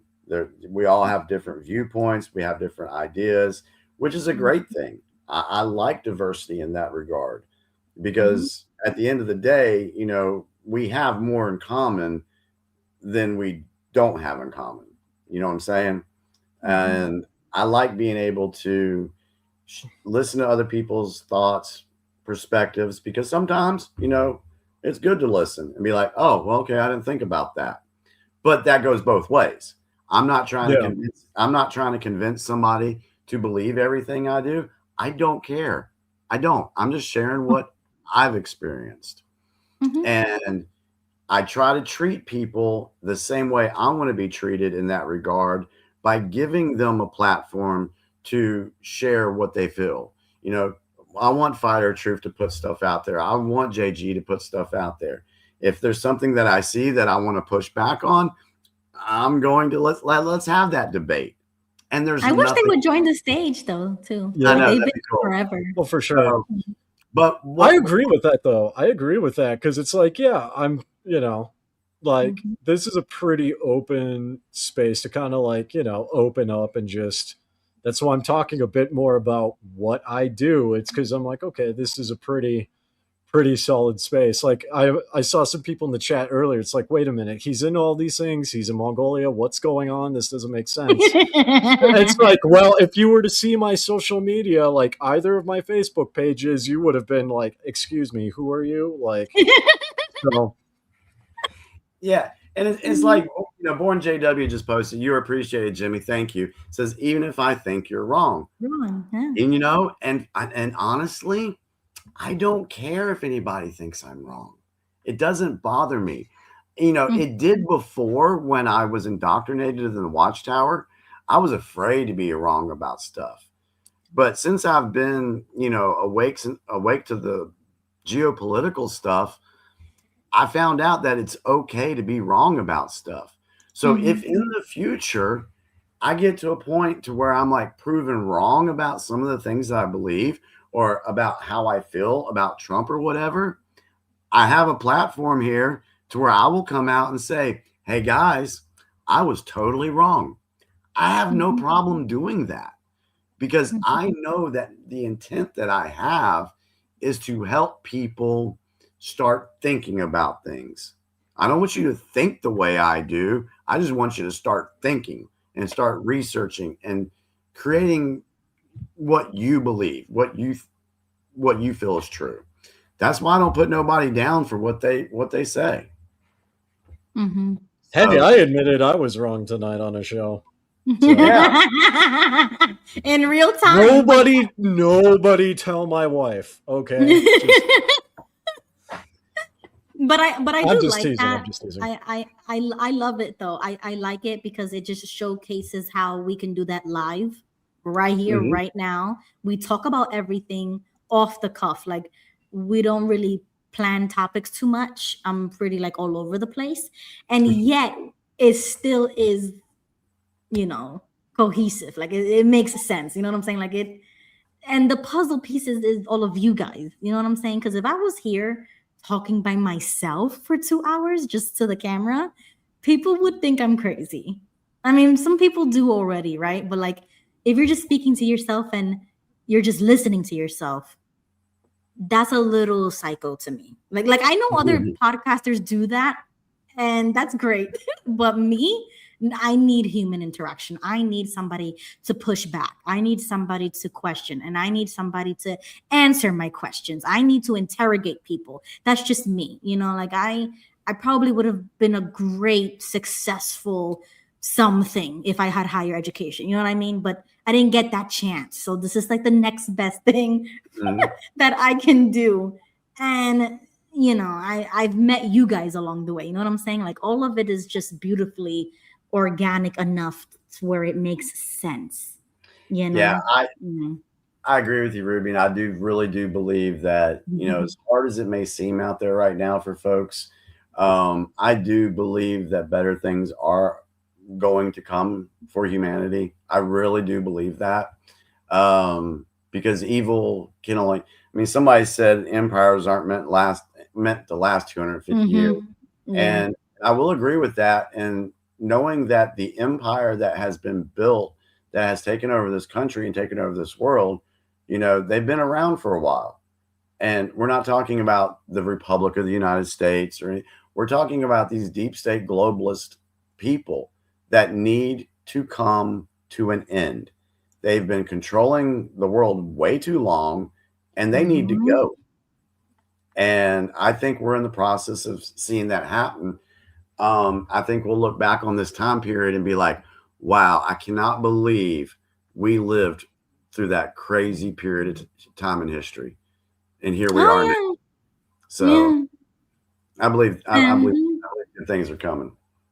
Oh yeah, no, I do too. Even though I think it's more spiritual than political nowadays. Oh yeah, well yeah, but we got to play in the parameters that we have at the moment. So, but yeah. So if you want to queue up the exit, yeah, I got the intro ready. Dave, it was good seeing you, buddy. Appreciate it was good seeing you guys. Thank you for joining. And we'll be back next week. So thank you for everybody in the chat. If you enjoyed the show this evening, give us a like, share if you're brave enough to do it on your own platforms. So we appreciate you guys. And let's get out this evening with our outro, Wide Awake. Yep. Share your screen, full screen. Good night, everybody. Up. All right. Good night, guys.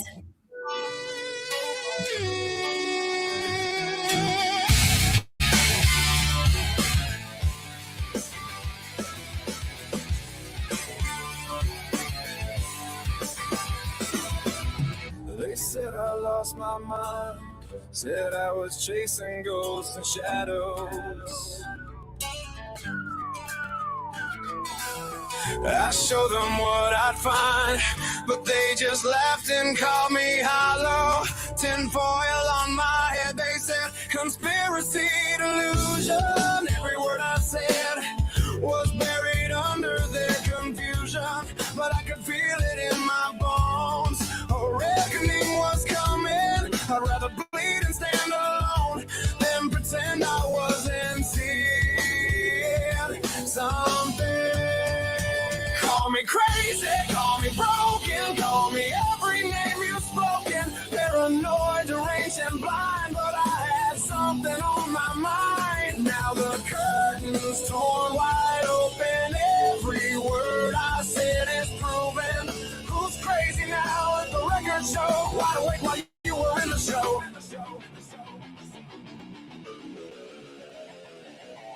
They cost me friends, they cost me sleep, called me unhinged at the dinner table.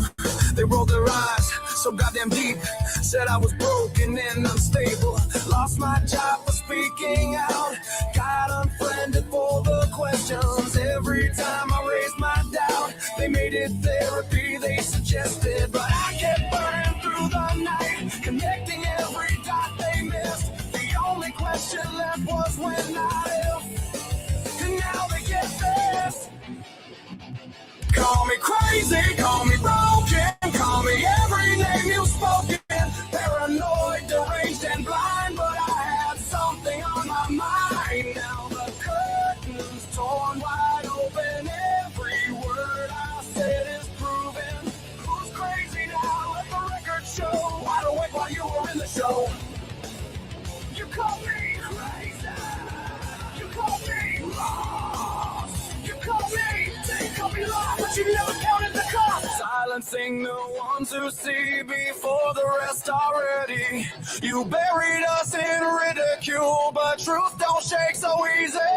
Now the world is cracking open, and the shock is written on your face.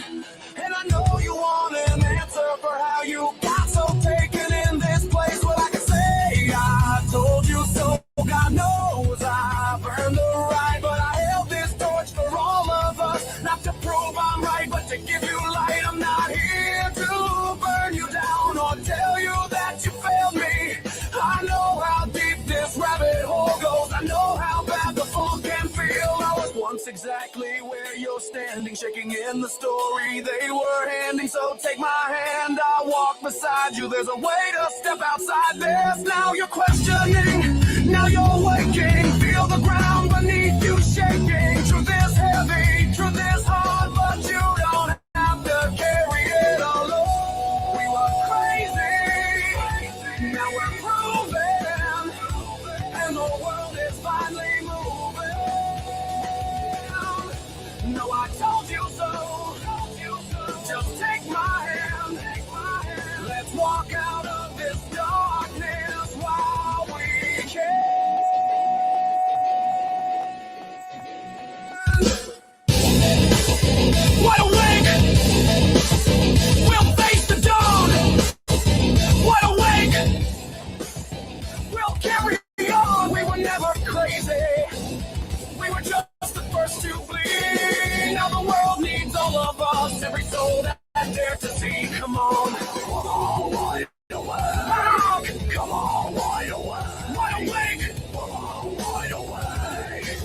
nightmare